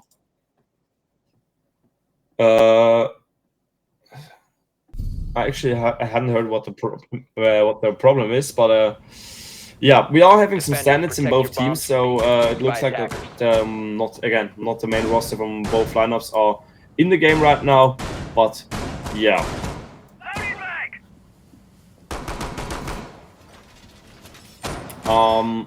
All right, we are having I think a rehost. It looks like, I'm not sure. I just heard something like that, but never mind. We are starting off with the match.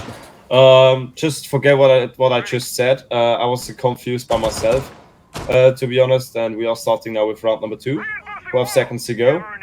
10 seconds And of left. course, our objective will be our top floor.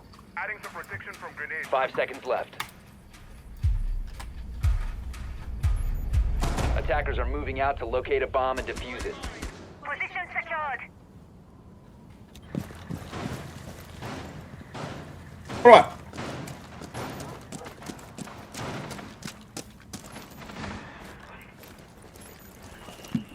Mine ready. Yeah. Away from the small confusion, now into action phase, because we are already 30 seconds in. We are already seeing some utility have been used by Rexy again. Few standing plays just for those who didn't heard it. But yeah, few utilities has been used here into this vertical play. It looks like that they are want to go for the master bedroom breach, like this really old approach, and also of course standard approach to open up the kid's door and maybe go for the plant, maybe or at least having this line of sight into the objective. And the other side also having a few plays now with a big tower, so it looks like that they are just going for this again. Pretty default double approach from two sides, and we just saw the play here in the basement. He could be a potential threat afterwards. Yes, the C4. Yes, he will take somebody out. Swarm with the opening, taking out the Nomad. There are still a few Nomad charges left or placed at the doors, but the Nomad itself will not be able to do anything anymore. Now Sveber with the kill against Rexy as well. Ash has been taken out. That means, of course, the defenders are again pretty successful, even with another injury here against Pavlov. And it looks like that just the defense already crumbling from those roamers, from those players offside. Now also with the finish, Edister finally getting a kill for himself against Sveber, against one of those players who was really really punishing them for their small mistakes. Again, Sveber now finally out. Having the last 50 seconds to go.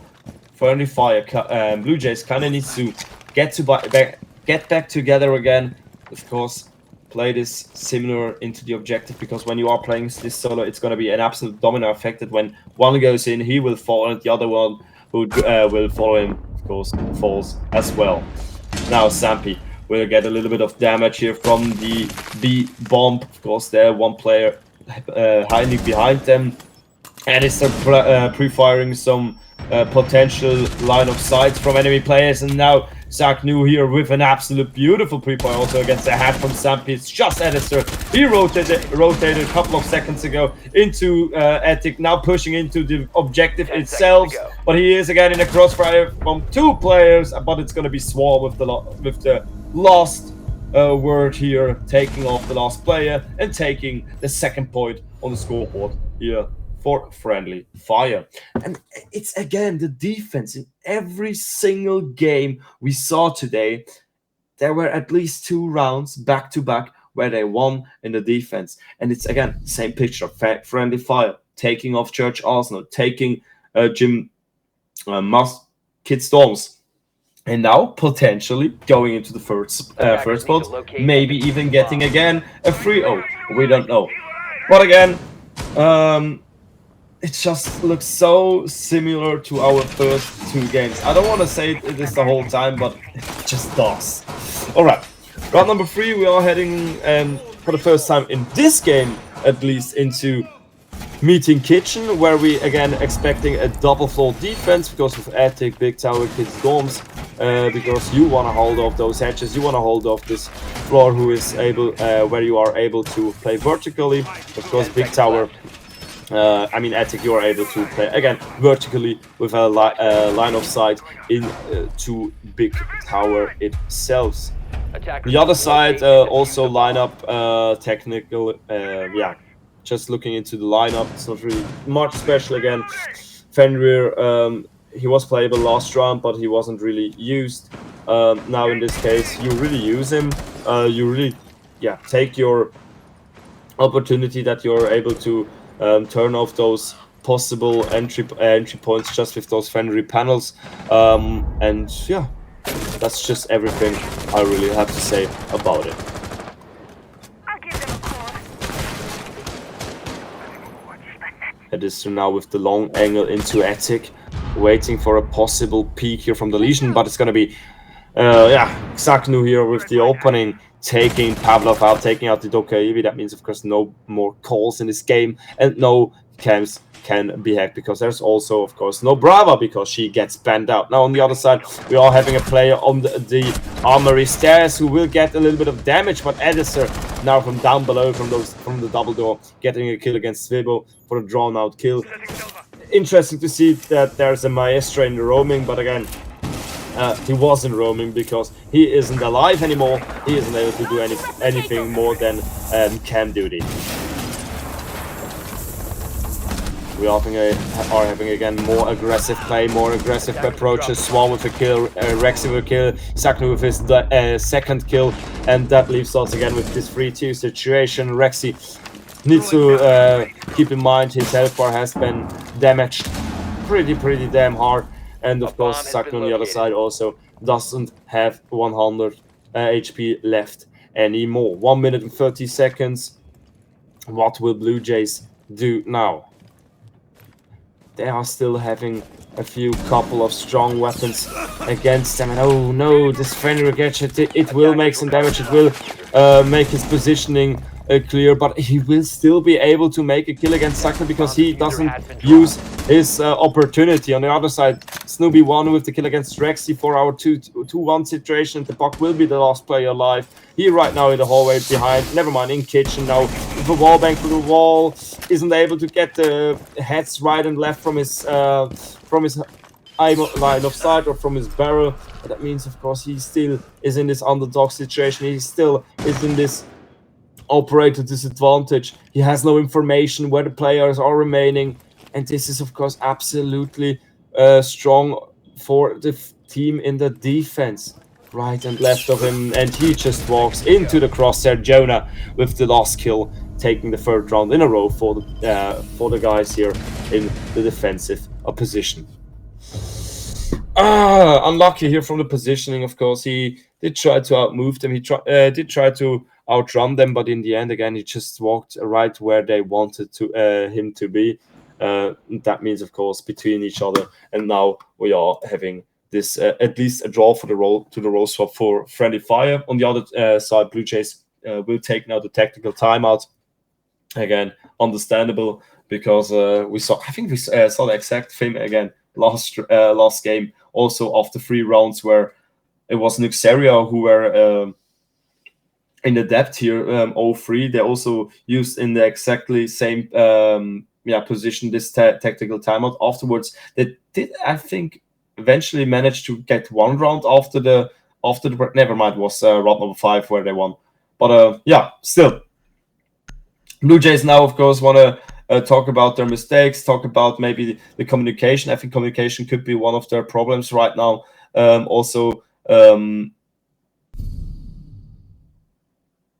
Wait a second. Defenders, Yeah, never protect mind. your bombs from being Again, defused by communication attackers. could be one of their problems. Maybe also coordination, because it looks like that they are doing their job. Everybody does their job, but again, somebody does it too late or has some issues, so he proceeds a little bit slower than the other one, and that's why a few people are just getting popped off because they are haven't anybody who will does cover them from behind them or from the right, left side, either ways where the enemy is positioned. All right, now round number 4. We are heading for the second time into Laundry Supply, seeing again the exact same lineup without, in this case, a mirror. No, mirror will get replaced by a Valkyrie.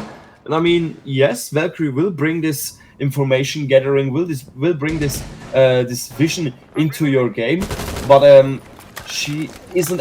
You can't really play her like a mirror, if you know what I mean. I mean, you aren't able to just peek away from the window and aim on the heads. I think it's self-explaining. Now from the playstyle on the side of Friendly Fire, again, this extended defense, again, some early on contact in dining and also in showers where Blue Jays doesn't get any damage. By the way, Blue Jays, to remind Edister now, in this case, not on the Monty. No, he will play on the Habana. Habana, of course, with her ex-Kairos, able to open up hatches because there's also no kite in this case. And ooh, Sampi gets a lot of damage from those 2 contact nades who were thrown through the hatch into CCTV. Strong move there.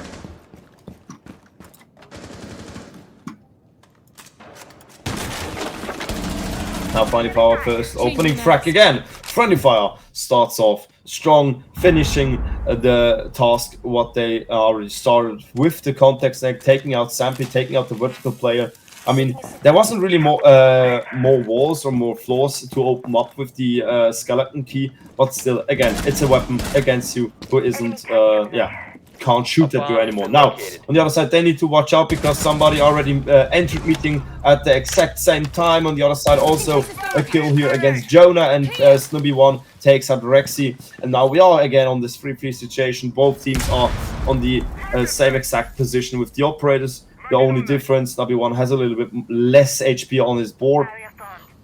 And it looks like that they are going for two separate approaches. I mean, pretty normal. Also, I think something clever, but you do not want to go for it first. So one of your players needs to link up with the other one. And in this case, no, Swebo takes the double kill, and just Diana left alive can get the refrag against Swebo, but still there are 2 more players against you. You are in freezer. There's just one way where you are possible to go through, and one in front of you and one in the on the left side of you. So you can't check 2 corners at the same time, and Saknu will punish him for this. And that means, of course, 4th round in a row. And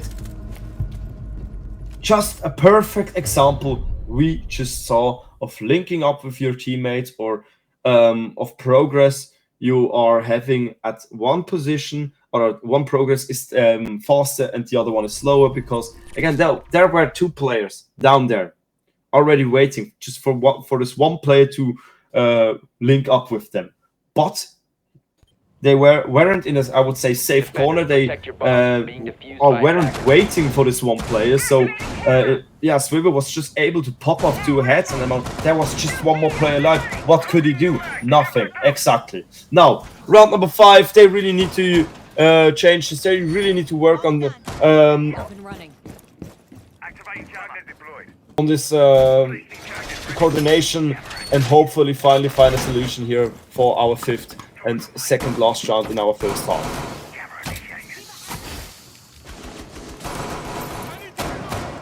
10 seconds to go. 5 seconds left before insertion. Attackers are moving out to locate a bomb and defuse. Beautiful view from here, from our observer. We are seeing pretty everything what a Friendly Fire is building up right now. Again, for the second time they are playing now the top side. They are playing Kid Storms. The last time we saw it, it wasn't. I think it wasn't really a close. Yeah, it was a closer round, but Friendly Fire still had the upper hand in the end of the game. They still had the attackers in control. And yeah, Blue Jays now with their next attack, with the next approach. Sampi already inside. Oh no! Oh, Swarm had no idea that you are there, but your reaction time was just too slow. And again, Sampi is the player who gets fragged out as the first player in the round. And it's again the buck. Unfortunately, but yeah, it still happened. And again, it was kind of a free frag here against the Valkyrie, because again, he had no idea. I wasn't aiming in your direction. But again, reaction time in this case was the mistake. Now, one might not, of course, in a pretty dangerous position. Yes, there is a rotation left of you, but this rotation does get cut off. But he's able to... What? He's able to fall back and even close it with a reinforced wall. That's something you need to punish on the side of Blue Jays, but they won't. Swibo on the other side takes out another one. 5-3 situation. This guy's going to be grim with his electric beast. Not playable anymore. Juno now going over the stairs. He will face Swibo, but Swibo again with a kill. Now finally Edister with this refrag, but this refrag just did come too late, and we are again in this absolute dominant performance from Friendly Fire here over the guys from Blue Jays. Monster.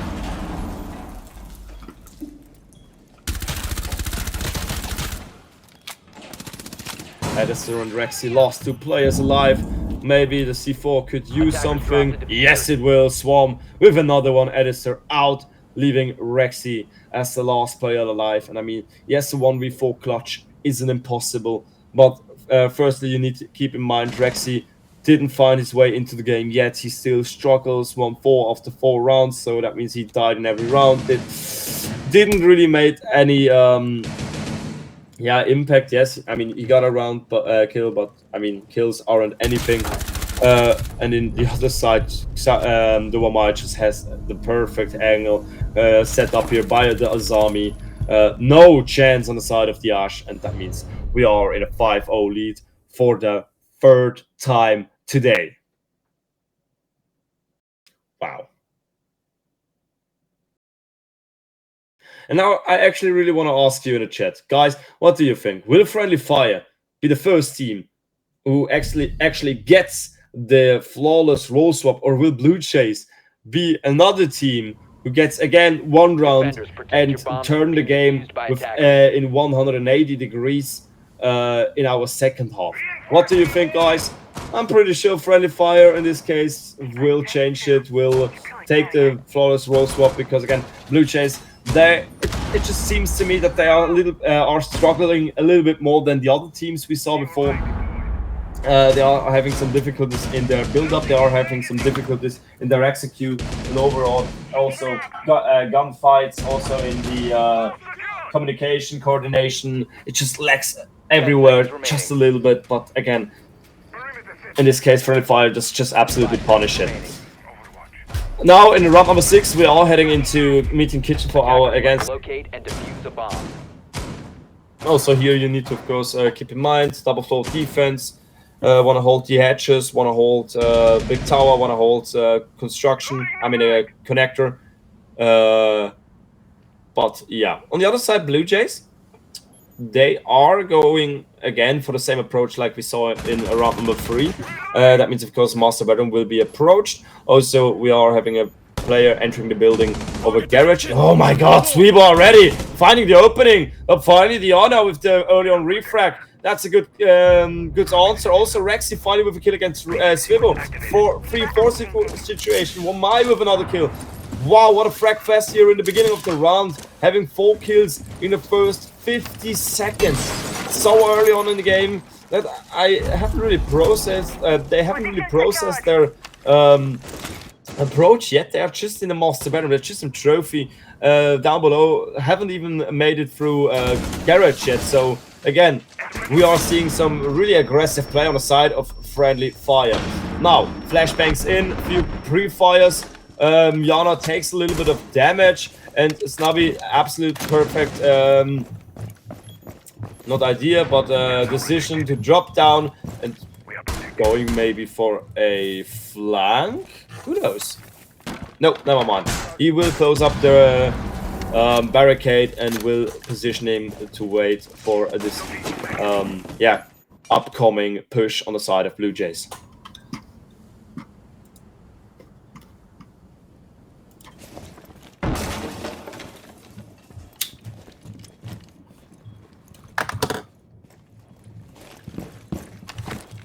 Omar will rotate down now. Maybe look for another. Ooh, looking for an angle. Maybe through 2 sides. Ooh, this contact nades. They just punish Rexy for standing on destructible floor. I mean, you couldn't predict that. That was again something really random. Dropping down, having this small, I would say, spark of an idea. Maybe throwing just a contact nade through, and then eventually it did hit again. Sledge now on less than 50 HP. Again, we are having a similar picture like we're having 3 rounds ago, and I think 2 rounds ago whenever they played in Laundry. Now, Snubby won with the kill against the Yana for the 3-2 situation. For another, both players now drop down. Wamai won, Yona won, and for the first time of this of today, we are having a perfect half. Wow. Friendly Fire taking apart the attack from Blue Jays North Star. And also for the first time, Blue Jays now in their defense do not have 5 rounds but 6 rounds to conquer if they really want to go in overtime. But I do not really want to say anything because again, because of the last 2 matches, but Friendly Fire again looking strong, looking confident, looking really, I would say, more dominant than Blue Jays North Star. By the way, they will be the first team who will pick in their first half not Laundry Supply. No, they are going for Master Bedroom Kid Storms. And from their setup, we are seeing also, I think, for the first time a Fawn. I'm not really sure. That's just a random guess, but I'm not remembering my set that we saw in any other rounds today already formed. And of course, this also is one of the points why you actually want to ban the Brava, because again, against Fawn is Brava absolutely, yeah. It's another needle in the eye if you are changing those Fawn gadgets against you, because they do a lot of damage in a great radius. So yeah, you don't want to play against it. All right, 2 minutes and 40 seconds. We are again in the build up. We are having a eastern side approach. No players over balcony, no players yet over big tower. Never mind, one in big tower, and it's gonna be Swarm here on the Doka Ebi.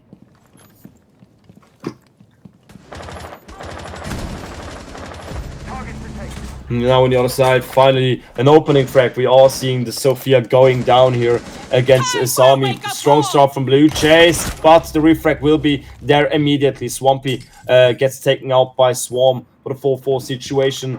But still no real progress in the attack on the side of Friendly Fire. They are still waiting outside of the winning. They are still down below. Not really made it even to a side spot. So that means, of course, in the next 2 minutes, they need to bring a little bit more of speed into their game. They want to approach this objective, maybe do a little bit more of damage, not like this, never mind, because Edison just took out another player, took out Jonah. Jonah, of course, again on the Finca. She would be pretty useful if something mislocked in the attack and somebody did go down, you could just heal them up again with your nano bots. But again, this will not be in the game anymore. Now on the other side, Snubby approaches over Armory stairs where he will contest the player in the attics. Weber now with a kill against Pavlov for the 3-3 situation. 1 minute and 15 seconds to go. Swamp now in the objective will push through. Azami gets down. Swamp with the finish, but the refrag will be there immediately. Snubby with the kill against Edister. Edister last player alive, going for the injured, but he just needs to find one more player to finally achieve the first round onto the scoreboard of North Star, Blue Jays North Star, but they won't be able to do this, and it's gonna be friendly fire for the first time with a 7-0 flawless victory against Blue Jays North Star here in the group stage season 2 of the Voltage League. What a game!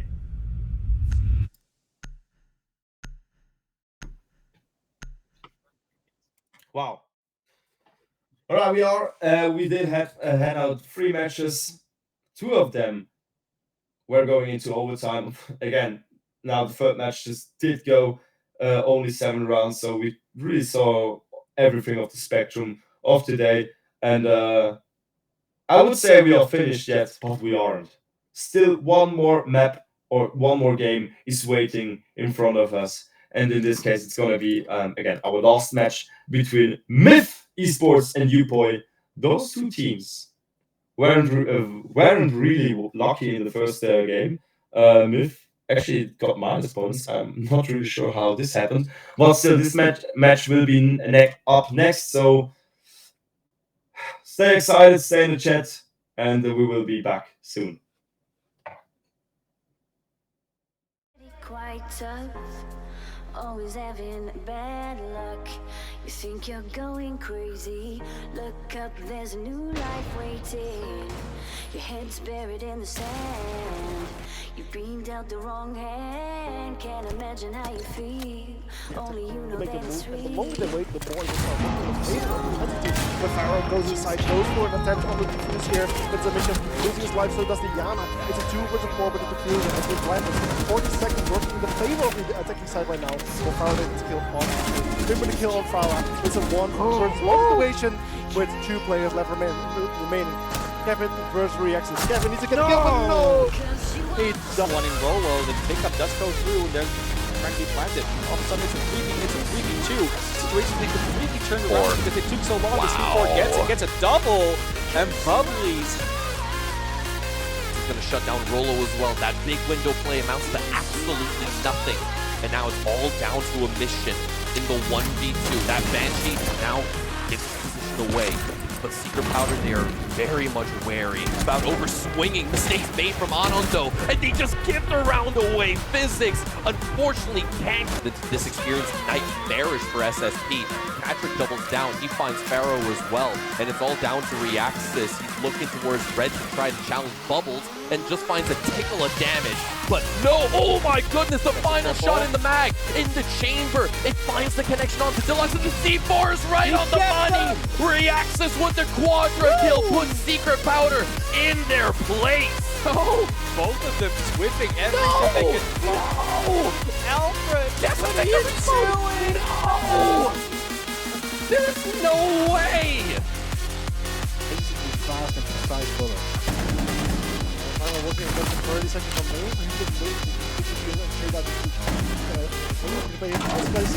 the head.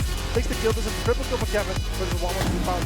F5 is right behind the blue box. He finds it. The quad kill for Kevin. And with plenty of time remaining, 70.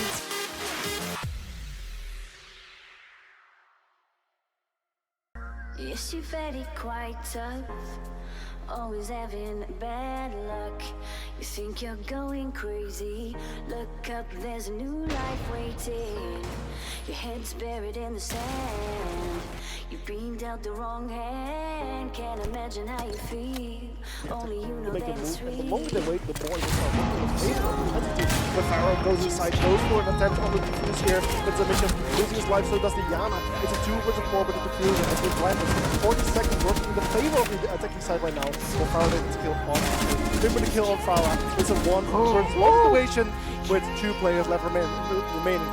Kevin versus reactions. Kevin needs to get a kill, but no! He does. One in Rolo, the pickup does go through, and there's frankly planted. All of a sudden it's a 3v2. Situation they completely turned around because it took so long. The C4 gets a double, and Bubbly's Going to shut down Rolo as well. That big window play amounts to absolutely nothing. And now it's all down to a mission in the 1v2. That Banshee now gets positioned away. But Secret Powder, they are very much wary about over-swinging. Mistakes made from Anondo, and they just give the round away. Physics, unfortunately, can't. This experience nightmarish for SSP. Patrick doubles down. He finds Pharaoh as well. And it's all down to Reaxis. He's looking towards Red to try to challenge Bubbles and just finds a tickle of damage. But no, oh my goodness, the final shot in the mag, in the chamber. It finds the connection onto Deluxe, and the C4 is right on the money. Reaxis with the quadra kill puts Secret Powder in their place. Oh, both of them swimming everything they can do. no! Alfred, That's what they are doing! No! There's no way! Basically fast and precise bullet. Final working against the 30 seconds from me. He's just waiting to straight out the head.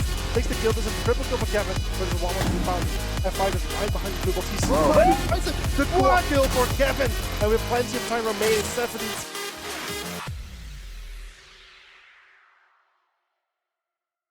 Yes, you're very quite tough, always having bad luck. You think you're going crazy, look up, there's a new life waiting.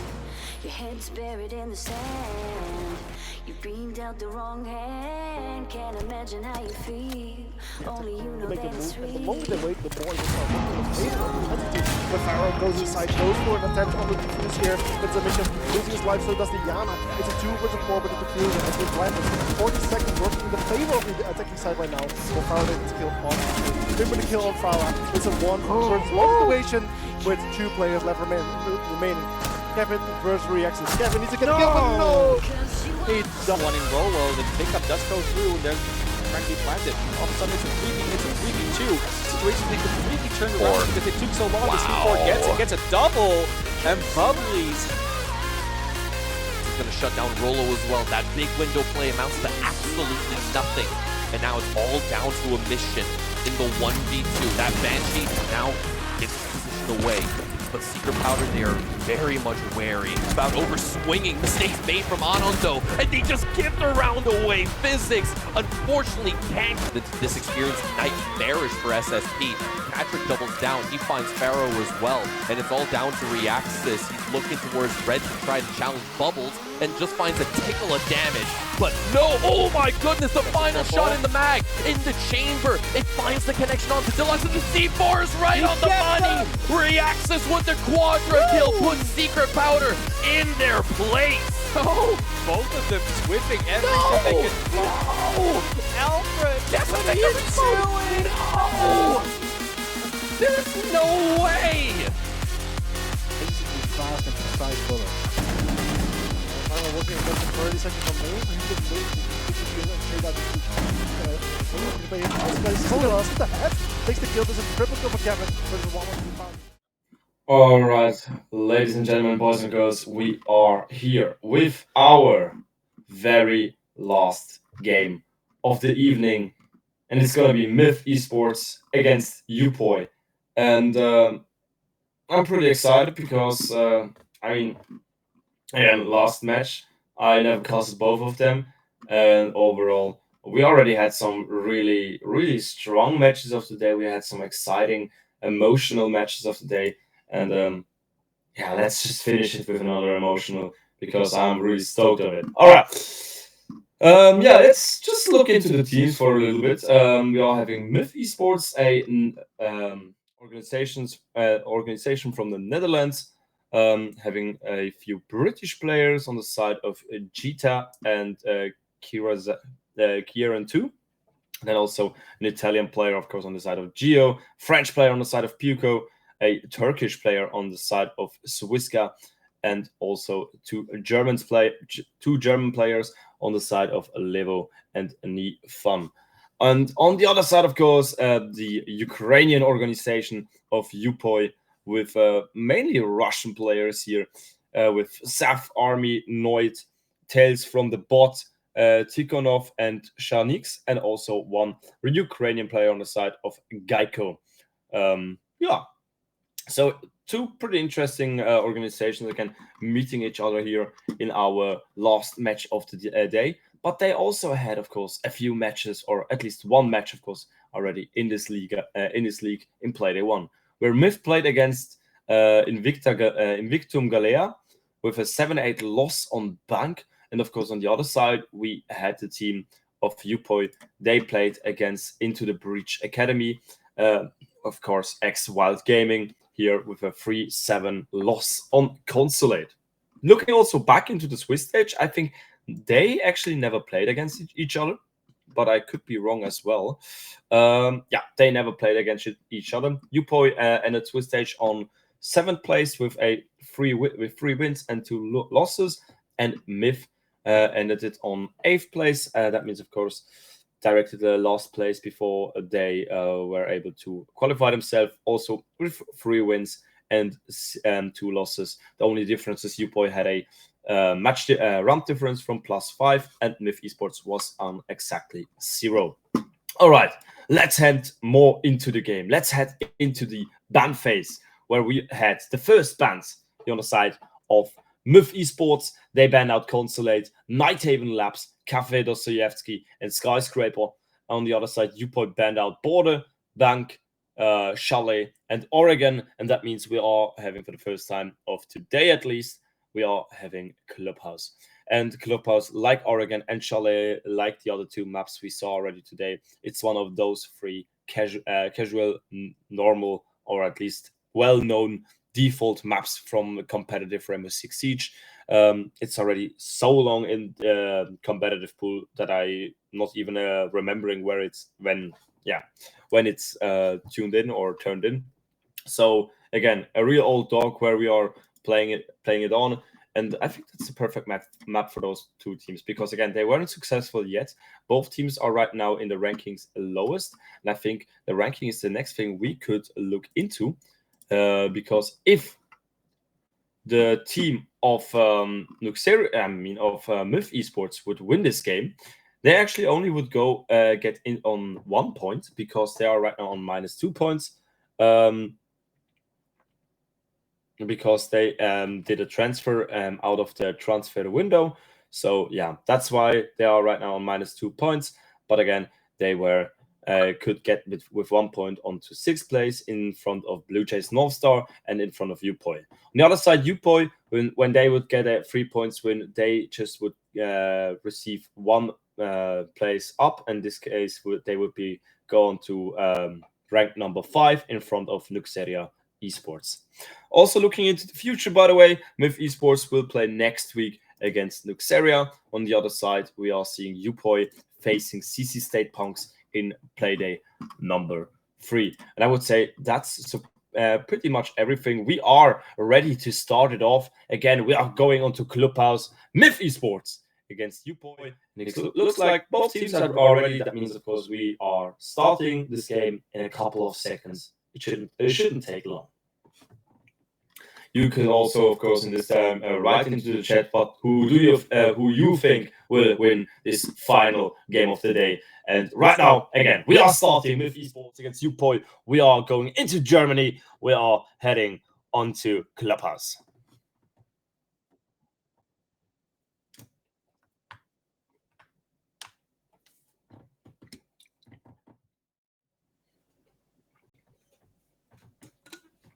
All right, operator ban. It's Clubhouse, so I'm again not expecting any target bans. I'm not expecting any specialties. Well, that's surprising. We are seeing a Monty ban. Does anybody of you know in the chat, is that a target ban? Because again, I never casted both of those teams or any of those teams. I know Upoi is in another league I cast, but I haven't the luck to see them yet. So yeah. On the other side, Habana, I would say for Clubhouse, she's pretty a useful operator. There are many hatches you want to get through, especially when you are going through this bottom floor objective, where there are 3 hatches, especially to, again, walk through. On the other side, then in the defense, we are having a Zami ban. Also, Azami, I mean, I understand why you want to ban her out. You are getting this extra protection, maybe also extra line of sights or extra tricky line of sights with her.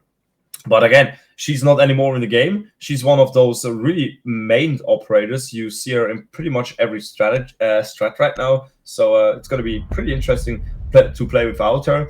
And for the first time in this game, I actually would say a understandable and normal ban, Fenrir. I mean, the other ones are understandable as well. But Fenrir, of course, again, his gadget's really strong if you want to enter an objective or enter in a floor or a hallway where you are waiting for a guy or just waiting for the players, and if somebody just steps in, his visuals just get cut off and he doesn't know where you are. And that's, of course, directly the point where you can swing on and get the kill eventually. All right. Attackers need to locate. Round number 1, we are heading into Church Arsenal for our first site now in a Myths defense. And by the way, I just want to get back pretty quickly for the Monty ban.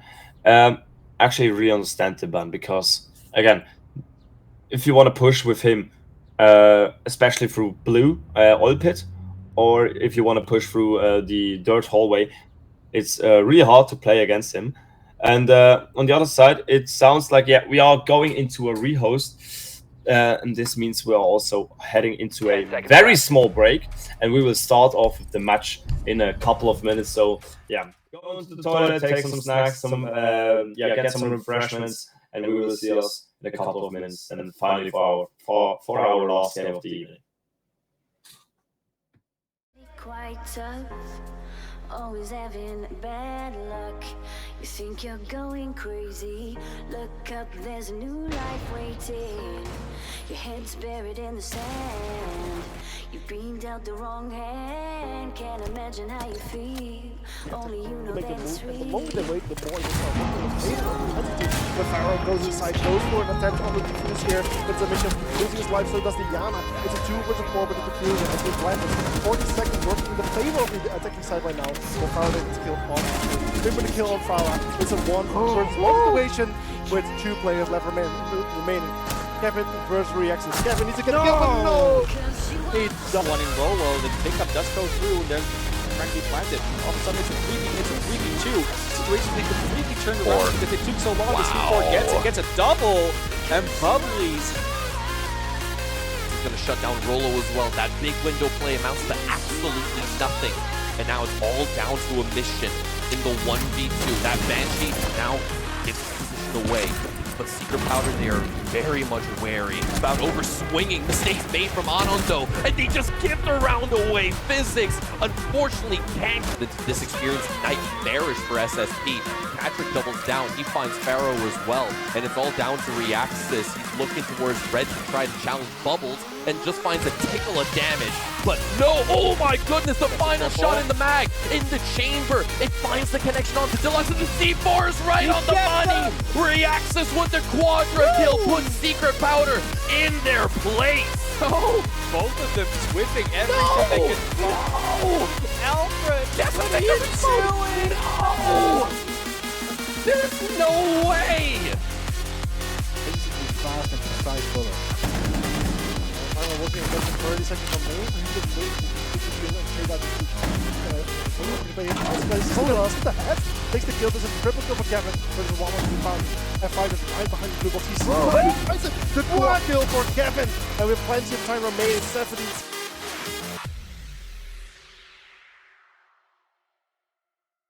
Yes, you're very quite tough, always having bad luck.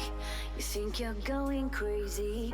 Look up, there's a new life waiting. Your head's buried in the sand. You've You've been dealt the wrong hand. Can't imagine how you feel. Only you know Make a that it's move, and the real. moment they wait, the more they start moving. The Pharaoh goes inside, goes for an attempt on the defuse here. It's a mission, losing his life, so does the Yana. It's a 2 versus 4 with the defuse, and it's landed. 40 seconds working in the favor of the attacking side right now. The Pharaoh gets killed on. With the kill on Farah. It's a 1 versus 1 situation with 2 players left remaining. Kevin versus Reactions. Kevin needs to get a kill, but no! He does. One in Rolo, the pickup does go through, and there's frankly planted. All of a sudden, it's a 3v2. Situation they completely turned around because it took so long. The C4 gets a double, and Bubbly's Gonna shut down Rolo as well. That big window play amounts to absolutely nothing. And now it's all down to a mission in the 1v2. That Banshee now gets positioned away. But Secret Powder, they are very much wary about over-swinging. Mistakes made from Anonto. And they just... All right, we are back, ladies and gents. And again, last game of the evening, we are having Myth Esports against the team of Viewpoint here on Clubhouse. Yeah, it's we had a small technical issue again. We had the wrong servers, but this shouldn't be a problem now anymore. We should be ready to go in again. First site will be the bottom floor. There shouldn't be any changes yet for the operators. I think it shouldn't be allowed, or at least not for the defenders. On the other side, of course, we are having now a change. Interesting, away from the thermite onto the fuse. And I mean, I get the fuse pick. I get why you want to pick him there. One of the only objectives you really can play vertical against the objective itself. Yes, bar should also is possible to play possibly to vertical, but she's good. We are having another Rios, guys. Attacker's objective is to We will locate see a bomb you and defuse it. again in a couple of minutes. Hopefully, then we are finally able to start it off. The See you then. attacker's bomb Bye-bye. diffuser has been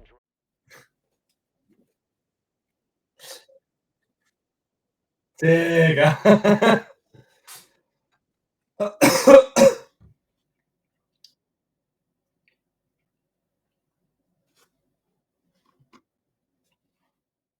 Quite tough, always having bad luck. You think you're going crazy. Look up, there's a new life waiting. Your head's buried in the sand. You've been dealt the wrong hand. Can't imagine how you feel. Only you know Make a that it's move, and the real. moment they wait, the more they start moving. The Pharaoh goes inside, goes for an attempt on the defuse here. It's a mission, losing his life, so does the Yana. It's a 2 versus 4 with the defuse, and it's landed. 40 seconds working in the favor of the attacking side right now. The Pharaoh gets killed on. With the kill on Farah. It's a 1 versus 1 situation with 2 players left remaining. Kevin versus Reactions. Kevin needs to get a kill, but no! He does. one in Rolo, the pickup does go through, and there's frankly planted. All of a sudden, it's a 3v2. Situation they completely turned around because it took so long. The C4 gets a double, and Bubbly's Gonna shut down Rolo as well. That big window play amounts to absolutely nothing. And now it's all down to a mission in the 1v2. That Banshee now gets positioned away. But Secret Powder, they are very much wary about over-swinging. Mistakes made from Anonto, and they just give the round away. Physics, unfortunately, can't. This experience nightmarish for SSP. Patrick doubles down. He finds Pharaoh as well. And it's all down to Reaxis. He's looking towards Red to try to challenge Bubbles and just finds a tickle of damage. But no, oh my goodness, the final shot in the mag, in the chamber. It finds the connection onto Deluxe, and the C4 is right on the money. Reaxis with the quadra kill puts Secret Powder in their place. oh, both of them switching everything they can do. Alfred, That's what they are doing. No, there's no way. Basically fast and precise bullet. Pharaoh working against him 30 seconds from main. He's just waiting to straight out the head. Takes the kill. There's a triple kill for Kevin. There's a 1-1 found. F5 is right behind the blue box. He's the quad kill for Kevin. And with plenty of time remaining, 70.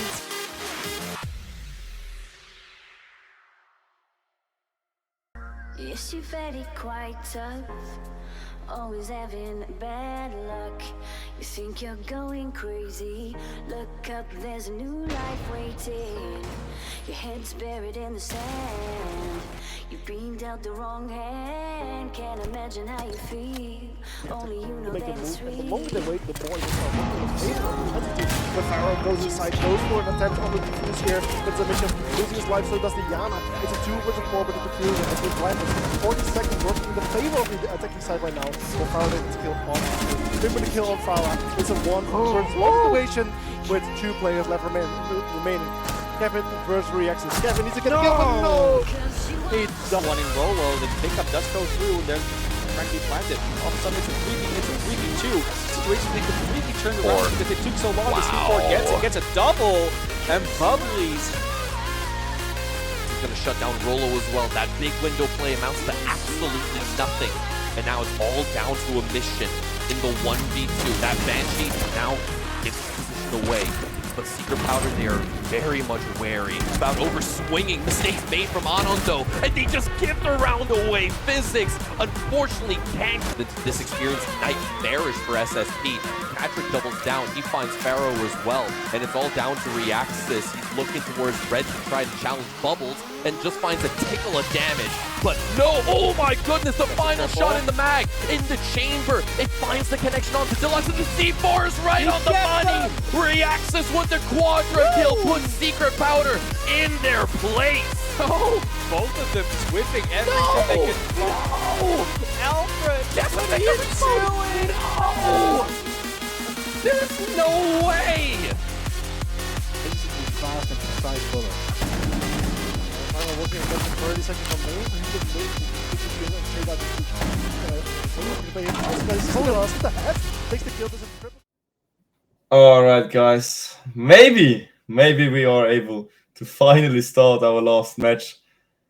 I mean, we aren't on schedule anymore, so I mean, why not another rehost? No, never mind. Of course not. We are starting now finally with our last match of the evening. Again, we have Myth Esports against Upoi, and we are starting with our first site. It's still basement. They actually picked out the fuse already from the beginning, so that's pretty interesting. Of course, they needed to do this because the round didn't even start it, so they should be still able, I think, to take another operator.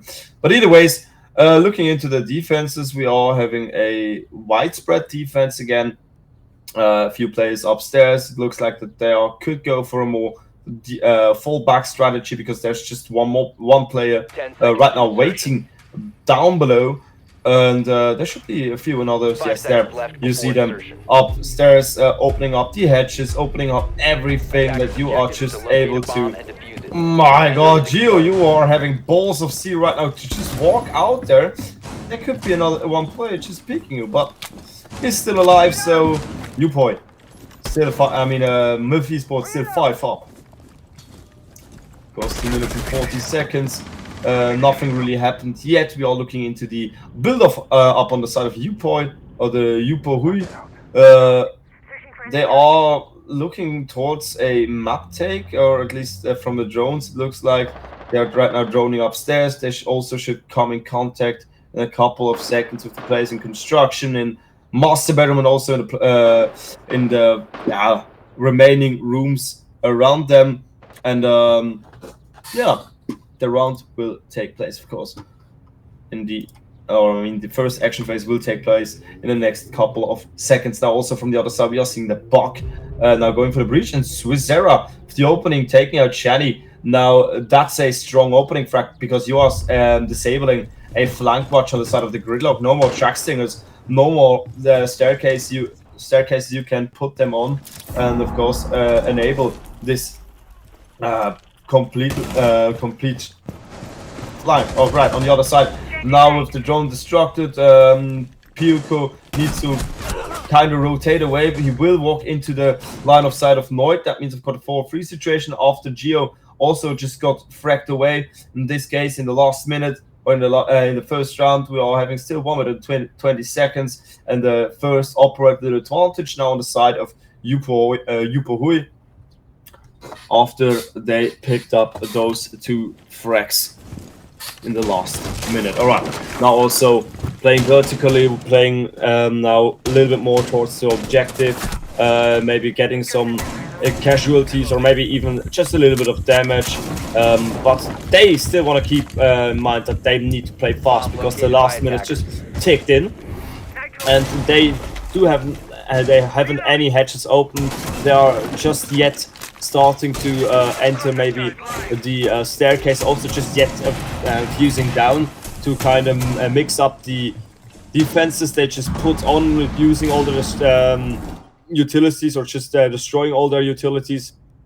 Also playing with some nades into the mirror windows and even planting yet, but the C4 from Susera will take the tails from the bots, and also Joko with the kill against Geico for the 3-2 situation. Myth Esports now again in the lead. Joko with another one taking out Noise, just saves the last player alive, and he is right now in church, taking out Levo for the 2-1 situation, for the 1-1 situation. Gets another one, go for the push, but Joko with the triple kill in this round saves them and gets them the first round onto their scoreboard. What a absolute, I would say, lead-changing late game. We saw there a at first, of course, here Upoi with this 4-3 situation, finally getting a few kills, finally getting themselves onto the objective. But afterwards, Myth really strongly holded those angles, but they overreacted, they overcharged. After there was just one more player, they hadn't the knowledge anymore. It looks like that the communication was a little bit thrown back there, but at least the mirror in the end saves it and gets again this first round onto the board. Now, round number 2, we are looking for the first top floor defense. We are of course going into master bedroom. That means we are looking into this again widespread defense into cache with some rotation hall to also contest CCTV on the other side, of course, also construction side with some utilities. Overall, just pretty normal stuff we see in every competitive game here on Gym Bedroom on Clubhouse. From the build-up, Solis, I mean, yes, you can use her. If she really want to be useful, she needs to play more in bar and billiard, and I mean, that's a pretty open space. You do not really want to be there in the opening seconds of the game, because there could be a drone and just somebody at the double door or double window could end your life. Afterwards, of course, last minutes, you should be pretty safe down there. The other side, I'm having pretty much the same build lineup on the side of Yukoi. So yeah, again, no changes there. But here we are having already the first damages against Levo, and there's already somebody coming up the catwalk. Also bridging up CCTV is something you are keeping in mind and also acting on it right now. Finally, first push level already out of the game. Guys, a beautiful frag here against the Solis, so that means Solis will not be useful anymore in the late game because she has been fragged out.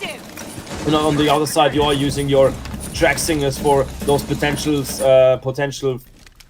flanks to deny them. Susero with a kill, by the way, on the side. Also, Geo has been taken out, and that means 4-3 situation looks pretty similar like we saw in the last round. Now Pluko with the kill against Saves. Now Saves can't be the last player anymore. At least this will change. And Susero, he of course needs to walk away from the nade, but beautiful angle from Geico will take the player down in office. Joko also with the kill against Shanix, 2-2, and the time there's still enough time for both teams, but there will still be a drop already now. Puko with the kill against Geico. Tails from the bot will be the last player located right now in construction side, walking towards master bedroom. Didn't even saw the ADS. That's pretty unfortunate because his position just got absolutely thrown, spotted off. And now also, walking into a goo mine isn't really fortunate. He still makes his way into master bedroom. Of course, needs to hold off a few angles because there could be a potential that somebody's maybe in gym, maybe in the small showers, and even at your right side. But it's going to be the first advantage on the side of Yuko, who pushed him, but never mind. From the bot gets against Joko, 1-1 situation. It's again pretty close. It's again 1v1. Who will make it this time? It's a draw, but the win will eventually go here for MIF Esports, because again it's a draw and no diffuser has been placed, and that means of course round number 3 here already 2-0 for MIF Esports. Wow, what a late game, what an emotional game again. We are seeing some close rounds, some comebacks, and again some lead changes throughout the whole round. Again, Upoi leading up the whole first half of the game. Afterwards, MIF Esports with a really strong, I would say, mid to late game, and afterwards this Attackers need to locate 1v1, and defuse as many 1v2, bombs as they can. really emotional, really yeah, exciting to see. But in the end, again, MIF Esports takes the round, takes the win, and is one round away to at least take the draw to the round swap. And again, the beginnings of the rounds are one-sided. It's again the defense.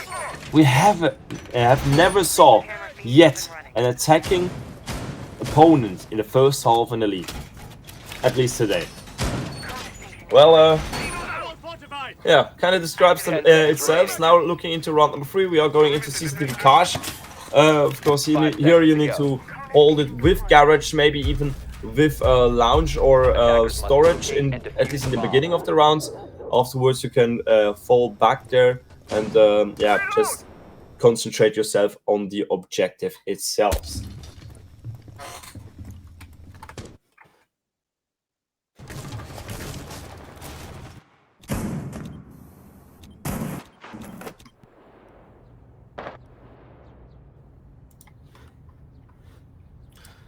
Alright, looks like that Upoi is slowly making progress in front of the breach. I want to breach it open normally with the EMP nades now. Of course, on the other side, actually, they are trying to hold it actively. On the side of Jocko, but Jocko already gets a lot of damage against him. And he also needs to be aware that there's somebody at the window behind him on the balcony. So, of course, Jocko will make the retrieve, will walk towards the yeah, lifeline stations on the side of... I forgot the name, never mind. Levo with the opening, takes out Chenix. Geico with the direct refrag, also a kill against Levo. That's already the third time Levo falls pretty in the beginning of the round.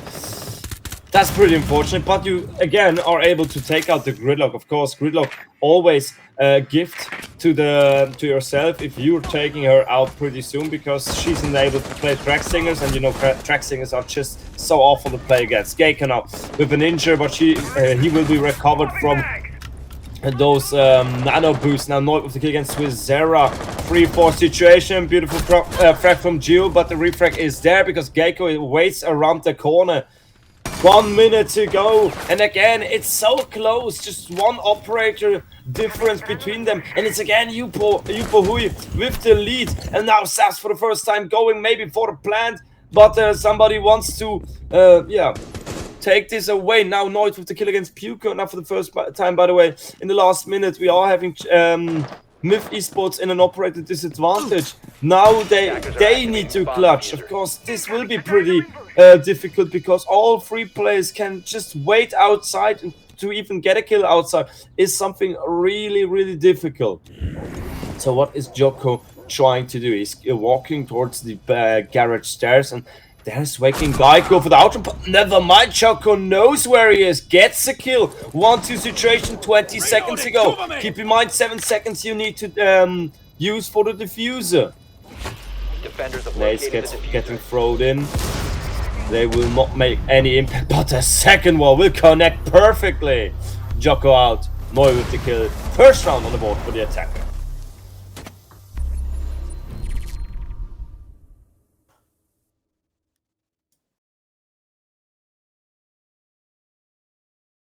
Wow.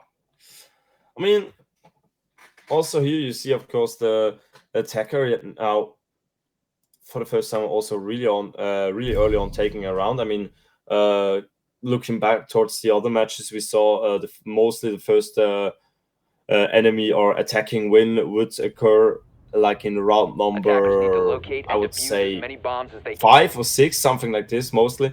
But now again, Yupo already taking it in round number 4, and do my eyes actually work correctly? We are seeing a bar defense. This is alright. Yeah. We are. No, never mind. I already thought We aren't seeing a bar defense. Levo has just the ability to walk through edges. That's of course why he was already pretty early up in bar gaming. I mean, yeah, bar gaming. 10 seconds. But yeah, on the other side again, we are seeing a pretty long defense. It looks like that we are seeing another fallback strat where every hatch has been opened, that the players can rotate in like 5 to 10 seconds from the top floor into the objective. But in this case, Yupahui, they of course also need to play against it. Maybe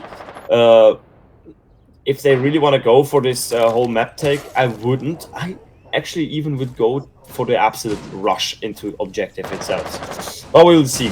Geico now with the first player inside of the building, having some drones, having some information, walking towards catwalk, also making his way up there because against Swissera, not because, I mean, Cicero there, the only one who could keep him away from it, but he won't, so that means the first player will be in the upper floor. Now Levo with the second opening frag in a row, taking out Shianix, Geico with the click against Swissera for the 4-4 situation. Levo now able to maybe get another one because there's somebody right in his left corner, and if he will realize this, he will be in the advantage, but he won't know it with the kill against Levo for the 4-3 situation. Yupahui still in the operator advantage, or again in a operator advantage here after the first third of the round. And it looks like that now we are going into a more of a prep phase because all three remaining defending operators are at the objective floor, are waiting now for those for those approaching attackers. Of course, on the other side, the attacking players, they need to prepare themselves, maybe use the fuse charges to clear out some utility, maybe even a player, clear up the way, their way into the buildings or into the side spot, and afterwards maybe going in the last 30 seconds and eventually for this push.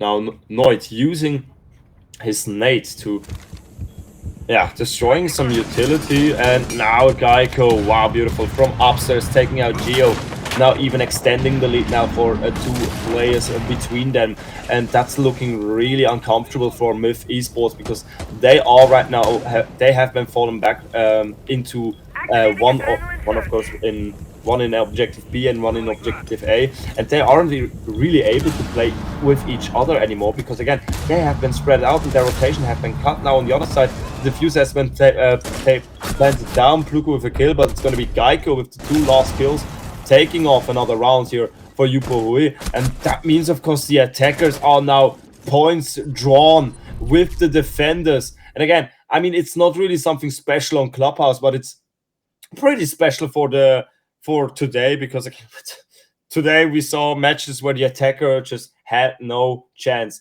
Again, in all 3 matches, again, we had, I think, 3 or 4 rounds won in the attack, and the rest, all of them, were all in the defense. And I think we even saw 32 rounds today. So Need to locate and defuse it's bombs. pretty one-sided. But now again, another map, other teams, and another game.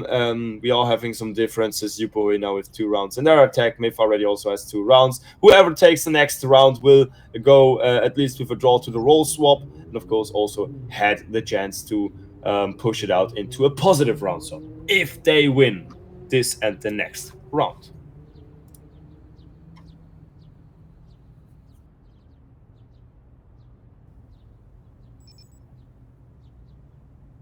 Ten seconds to go. 5 seconds Alright. to insertion. Round number 5, our second last round of the first half. We are going for the 3rd time into basement. Now we already saw it once won, once lost from Myth Esports.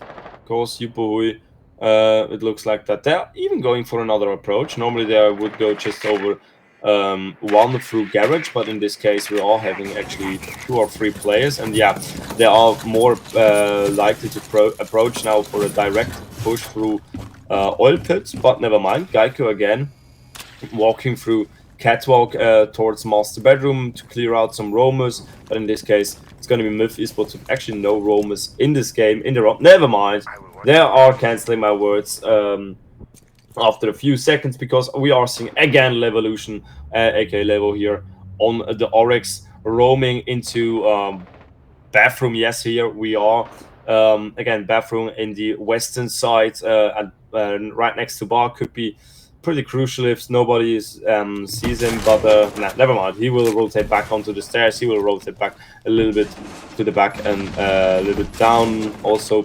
keeping his mind open to maybe push a few times upstairs, because again, he has the ability, he has Oryx, he is able to jump up head catches and get the players from the side. Alright, on the other side, Opohui now finally extended their attack into the staircase. They're all making their way slowly but surely then next to the main stairs into the direction of the objective itself, where they will face, I think, those gunfights, because again, we did for the first time now in this game at least had a really slow run, because firstly Myth Esports, they weren't roaming, so there was no contact upstairs, and on the other side Yupohui, they took their time, they took everything they needed, that they are able to, of course, prepare themselves for the attack. Now Shenix finally with the opening frag. It's gonna be Levolution. It's already the 5th time we see Levolution interacting with the opening frag. He already got it by himself twice in round 4 and 3 afterwards, but I think in each other round he was actually the opening frag himself. Now on the other side, Puko with the kill against Noid, taking out another player, taking the draw for at least in the operator advantage. Now Joko with the kill against Shenix, but the refrag Geico against Puko. 3-3 situation. They are going for a head-to-head battle here in round number 5. Joko with the kill against Tez. Now Geico making his way into the objective course. Right of him, 2 operators in sees now the shots. He will go for the swing. Joko with the kill against saves. Geico with a kill. Joko with a kill. And Joko, the man of the hour, the man of the round, takes 2 players beautifully back to back. And that means, of course, we are having another round on the board of Myth Esports. They aren't giving away their lead. No, they will take it back for at least 1 more round, when they will head now into round number 6 for the 2nd time into Gym Bedroom and Yupohui. And they really want to go now also for the draw, because they are again facing Myth Esports. Myth Esports is the only team below them, and that's only because they made a mistake with the transfer window in the beginning of the season. So again, Yupohui, they don't want to be the last one. They want to remain at least on the 2nd last one. Kind of sounds bad, but I mean, that's at least, I really think that's something they want to head themselves towards, to not be the last. At least I think everybody wants to do this. But yeah, just forget what I said. Round number 6. We are heading for the last round in our first half. Myth Esports for the last time now in Gym Bedroom, where they actually did play already a 1 round. Again, it was another really close round. It was already our, I think it was our closest round yet, because it ended in a trade, because but the defenders won because no diffuser were been placed. But yeah, Attacker's objective is to locate a bomb and defuse it. Reload.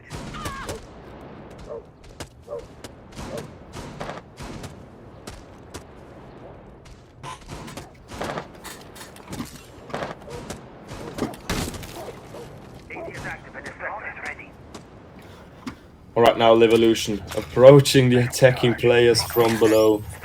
And he is in an absolute nasty spot from Oil Pit, having the angle. Oh, they have no idea. They have absolutely no idea that Levolution is right below their feet. And Geico, if he just would turn his head a little bit more below. Now, okay, Geico, I think he knows where he is. Yep, they know each other. They know each other's position. But it's going to be Levo with his 3rd opening frag in this game, taking off Geico, taking off the top fragger from Yupohui. And that's something really important. I mean, yes, he used both of his nades, but still taking out the top fragger is something really satisfying to achieve in the beginning of the round. On the other side, Upahoy doesn't really slow down their attack yet because yes, of course they know that Revolution is roaming, but you still want to continue. You still want to face towards the objective, or at least face a little bit closer towards the objective, because again, time is ticking.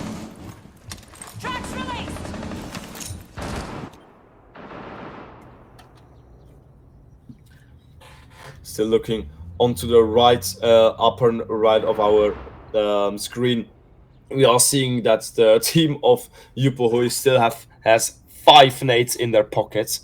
Only used 1. Okay, they only can use 4 more because again, Geico is already dead. Oh, Levolution! 2nd kill! Beautifully taking out Noid and saving Choco's life. Here, absolutely strong, of course, also extending their operator advantage. Now, Shenix using one of those nades I just told you, of course, also extending their push right next to Master Bedroom. On the other side, we are having another gun fight here between the players in construction and between Geo and I think also Levo, because Levo, it looks like that he's holding a vertical angle, at least it looks like this. Now Geo with a kill against Tails from the bot 5-2 situations with Sara going for the flank. Choco with a kill, Geo with a kill. Flawless round here from Myth Esports.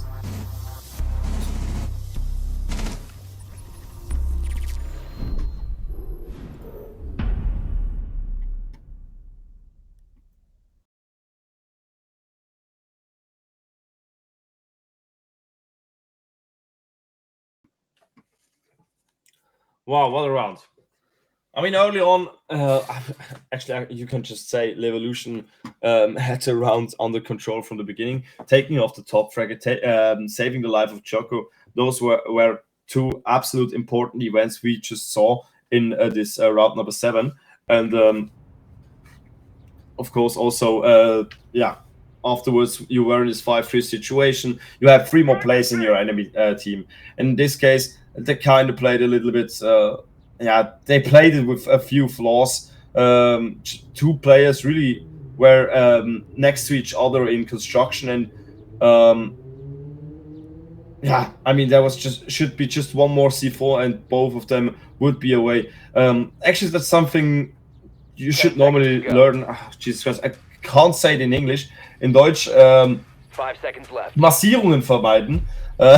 Okay. In English, it sounds pretty. I don't know the words. Just you don't want to really stand close to each other because there's just 1 more, 1 explosion or maybe 1 LMG self, and you're just gone for good.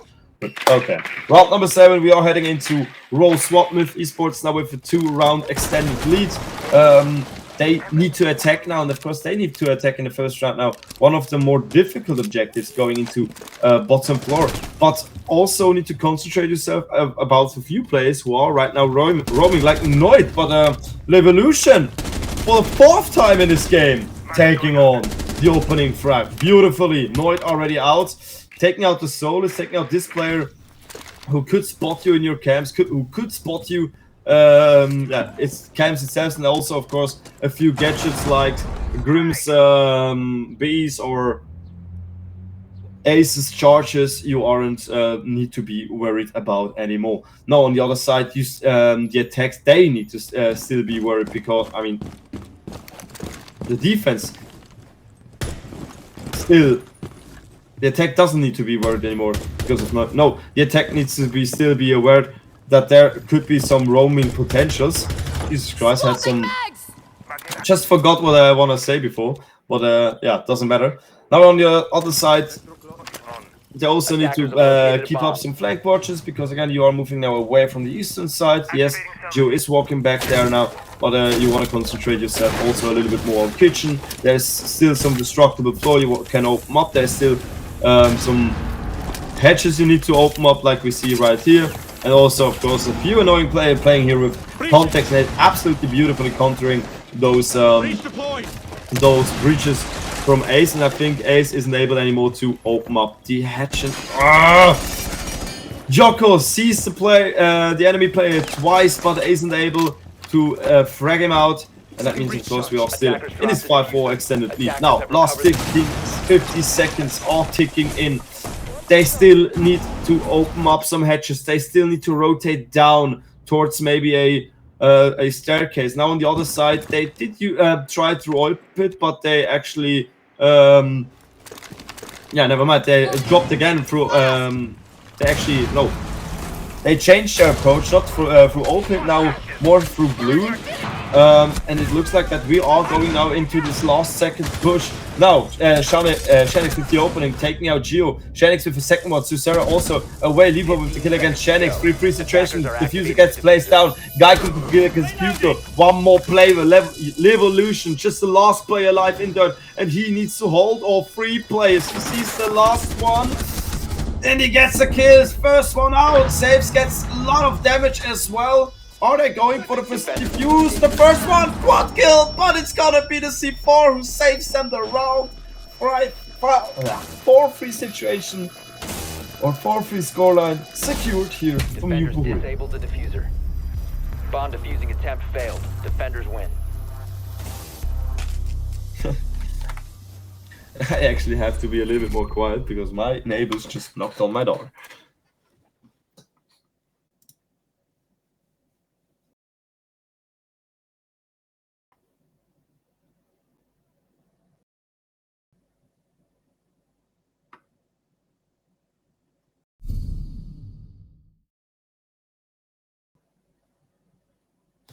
I'm acting on password though. Okay. Actually, don't know what you mean with this, but yeah. Defenders, protect your bombs from being defused All right. by Looking attackers. now, round number 8. We are going into gym bedroom for the first time. Also now in our second half, being Yupohoi first defense be successful. Of course, again in a really close way here. Revolution nearly saving the moment for Myth Esports, but mistakenly or sadly, he wasn't able to. But because again, if he actually would make this clutch, would make this ace, this would be an absolute massive moment of the evening. But again, it didn't happen, so we are starting now with round number 8 with just 1 score difference between Myth Esports and Yupohui. 5 seconds to insertion. And it looks like that Yupohui actually is going for a more aggressive approach in this case. They are playing with a potential walk out. Oh my god, Galico. Beautiful opening frag, taking out Revolution, taking out the player of the last round, and already saving them a lot of trouble for the later stages. Now, 2 minutes and 30 seconds, you are able to still make your way easily through those CCTV, but you are still going for a more aggressive. Why is Myth Esports still playing so aggressive? I mean, yes, it worked right now. They did took out now Noid. I mean, why did Yupohui play so aggressive? My bad. I just mistaken the word there. Because again, you had the operator advantage. You could fall back now a little bit. But you just wait for the approach of on the side of Myth Esports. But you are you are still playing pretty aggressive, playing through some cheeky holes or trying to just get some runouts or again kills through open windows. In this case, you are just getting in this case, Myth Esports really gets this. I really have some mistakes right now. My bad again. My normal language is German, and actually it's getting pretty late, so I forget a little bit more of words than in the beginning, I would say. But doesn't matter. We are now still in round number 8, 1 minute and 30 seconds to go. Build up still happening on the side of Myth Esports. They just recovered their operator disadvantage. Going now also not only over the jacuzzi breach. No, Susera looks like he wants to go over the main stairs. He also wants to maybe get some floor nades. Yeah, we are seeing them right here, right now. And all tails from the bot. He is in a dangerous position. Walks away in the last second. Now Galico takes the player out who did throw the nade in this case. It's going to be a kill against the Sledge. Yupohoi now in a 4-3 situation, and Myth Esports, they again need to recover from this operator disadvantage.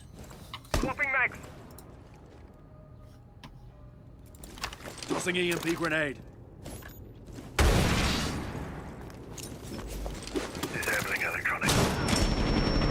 last 30 seconds. We are going for the push. It's going to be Jocko with the opening against Tails from the bottom. Geo takes out Geico, so they are making their way into the objective, where on the other side, Yupo, they need to retake the objective now because it's 100% in control of MIF Esports. Puko to kill against Saves, 3-1 situation. Last player is Shanix, and Shanix, he is on the mirror. He has no C4, just gunpowder in front of him. He will get one, he will get Geo. Will he get a second one? He has the opportunity, can't use it. Now his position, of course, will be openly because the Rooney gates to just activate, and that means there's a player right next to the wall. Jocko on the other hand, waiting in a close quarter, going for the pre-fire, but he misses it. Janix will get the second one, and it's just Janix against Puko. There will be an outrun, but Puko with the frag, or Pluko with the frag against Janix, saving the round from MIF Esports and taking them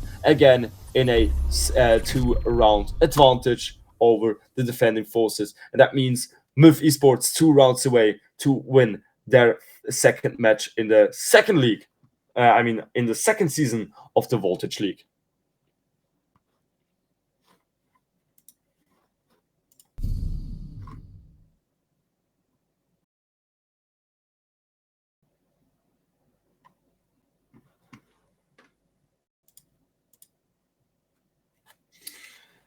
Now for round number 8, looking into the lineup again, we are having for the first time an Alibi with us. Pretty interesting. Alibi, I mean, her gadget isn't yet now that much of a game changer. Yes, you are able to spot a few enemies if they shoot through it, of course. Everybody knows how Alibi works. But overall, I would say for the competitive, she isn't one of those players who really can change the things like it is. The only really strong thing on Alibi is her weapon, the MPX, of course, an absolute beast. Strong fire rate, pretty low recoil, and pretty, I would say, normal magazine or strong magazine with many rounds of ammunition inside of it. Alright, the round number 9 starting off with an interesting approach on the side of Yupo. Never mind, I just thought they spawned up warehouse, but they won't. No, on the side of MIF Sports, but now they only spawned in the eastern and southern side of the building. They are pretty early though going for this garage breach, so it looks like that they want to contest them catwalk pretty early on. On the other side, we are having a player on catwalk. On the side of Yupo, who right now at T2, who is waiting and just holding the angle right into garage entrance. Yeah, on the other side, I mean, with esports, it's the beginning of the round. You just want to drone everything out. You want to see where, want to get some information. Again, you can have, you are having the information now that there's somebody up there, and wow, beautifully.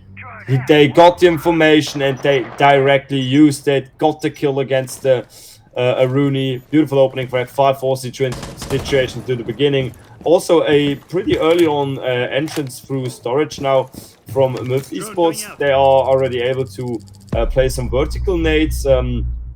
Maybe, yeah, destroying now those bandits, destroying those batteries. Bandit, of course, now on the other side, not able to play vertically anymore because he is getting contested from below, like in good old days where there wasn't so many EMP action and. But yeah, interesting to finally see something like this. Again, now Levo with another one against Geico, taking our 5-3, taking us into this 5-4-3 situation. Levo still walking towards Cash, now also maybe facing another one, but he will get injured and eventually also finish. Janix finally with another kill, 4-3 situation, but there's a wall bang! Wow, taking out Janix, this could be pretty useful because again, Janix was this player who nearly clutched it in the end of the last round. Now Gio with a wall bang, but Noid with another one against Swissera. 3-2, Gio with a third one. MIF Esports is getting closer to this potential match point. Flashbangs.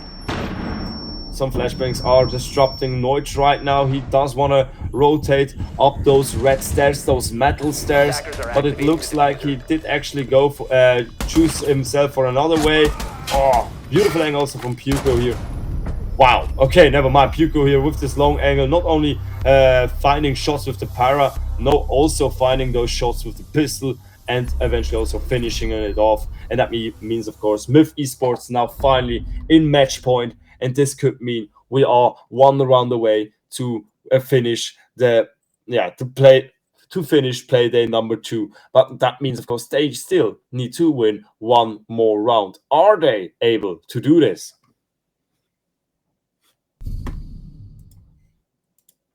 Our last round will head in to Church Arsenal.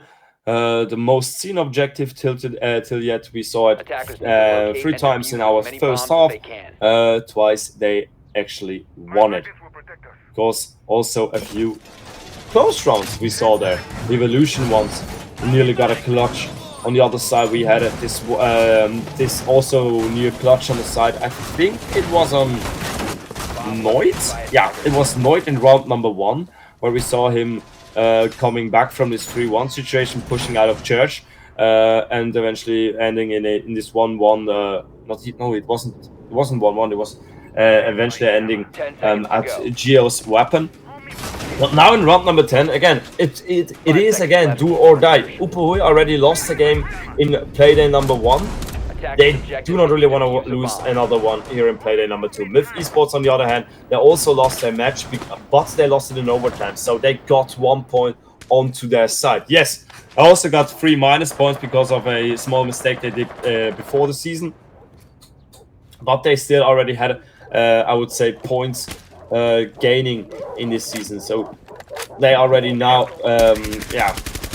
could prove themselves that they are one of those strong teams in our league.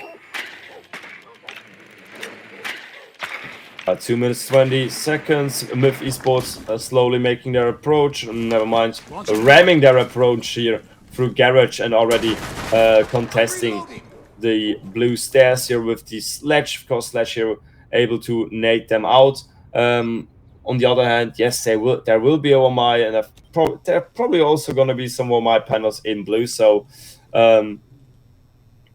they will eventually, of course, also conquer or at least affect some grenades.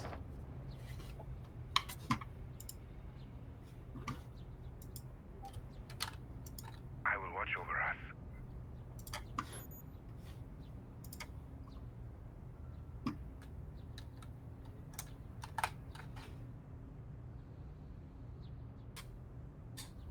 And my drone army grows. We are in the middle section of the 10th round. We are having a little bit of damage, but again, another round who will take their time, where we will see a slow approach on the side of Myth Esports. Again, much vertical play, much preparation for the eventual attack.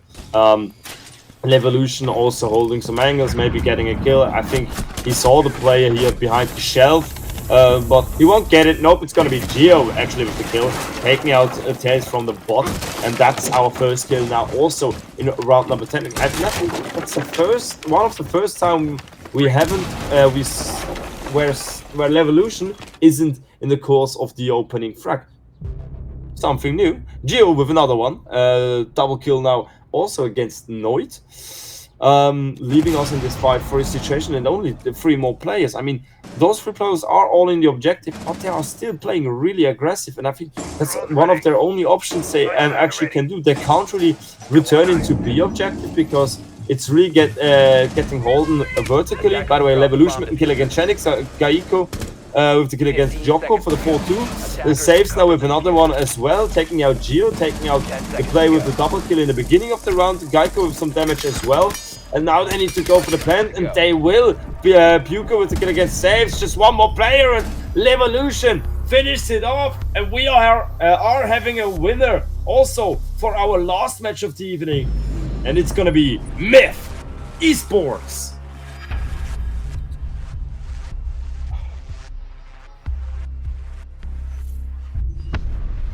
Wow.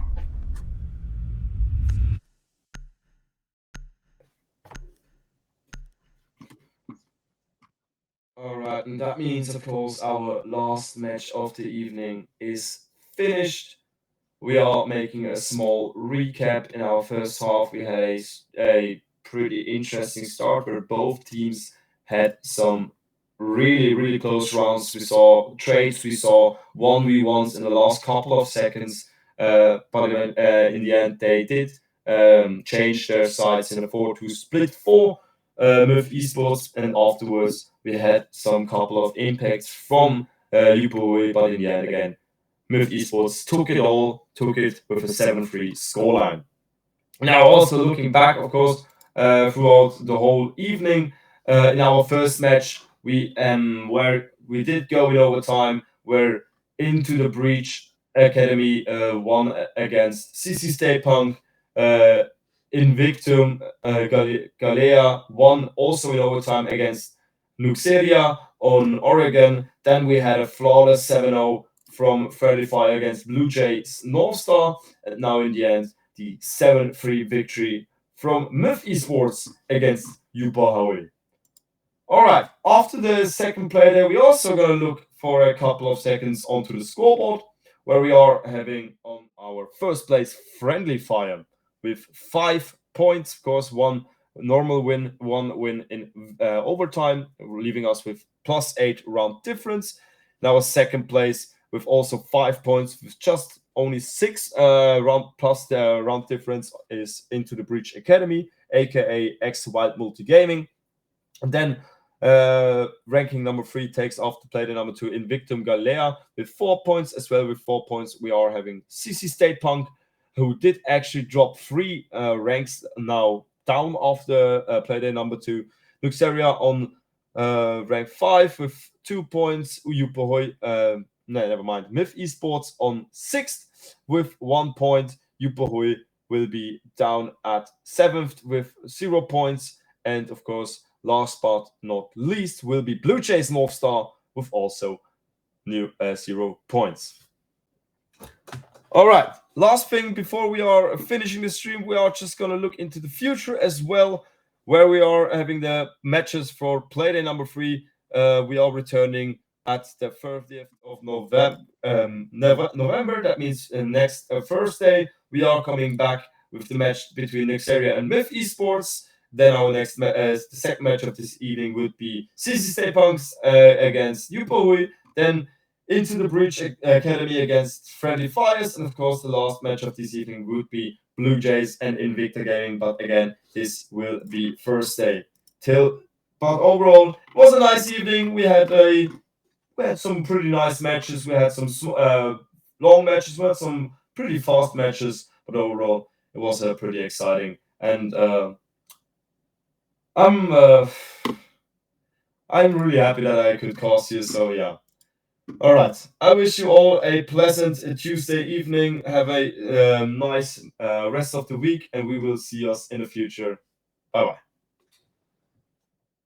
Sarah will take the tails from the bots, and also Joko with the kill against Geico for the 3-2 situation. Myth Esports now again in the lead. Joko with another one taking out Noise.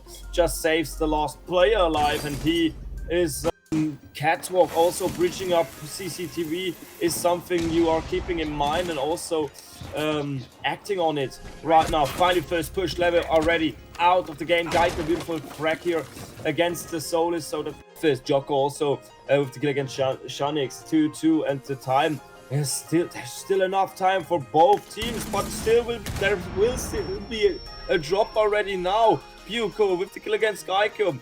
Tails from with an injury, but he will be recovered from those nano boosts. Now Noid with the kill against Swissera. 3-4 situation. Beautiful frag from Gio, but the refrag is there because Geico waits around the corner to maybe get another one, because there's somebody right in his left corner, and if he will realize this, he will be in the advantage, but he won't. Noid with the kill against Levo for the 4-3 situation. Yupohui still in the operator advantage. Noid taking out another player, taking the draw for at least in the operator advantage. Now Joko with the kill against Shanix, but the refrag Geico against Buko. 3-3 situation. They are going for a head-to-head battle Michael, if he just would turn his head a little bit more below. Now, okay, Michael, I think he knows where he is. Yep, they know each other. They know each other's position. But it's going to be Levo with his third opening frag in this game, taking off Geico, taking off one of the more difficult objectives going into bottom floor. But also need to concentrate yourself about a few players who are right now roaming like Noid, but Revolution for the 4th time in this game taking on. And it looks like that we are going now into this last second push. Now, Shenix with the opening, taking out Gio. Shenix with the second one. Susera also away. Libra with the kill against Shenix. 3-3 situation. Diffuser gets placed down. Geico with the kill against Hugo. One more play with Libra, who actually is going for a more aggressive approach in this case. They are playing with a potential walk out. And, oh my god, Galico. Beautiful opening frag, taking out Revolution, taking out the wall bang. Wow, taking out Genix. This could be pretty useful because again, Genix was this player who nearly clutched it in the end of the last round. Now Gio with a wall bang, but Noid with another one against Swissera. 3-2, Gio with a third one. Turn into B objective because it's really getting holden vertically. By the way, Revolution with the kill against Genix, Geico with the kill against Joko for the 4-2. The saves now with another one.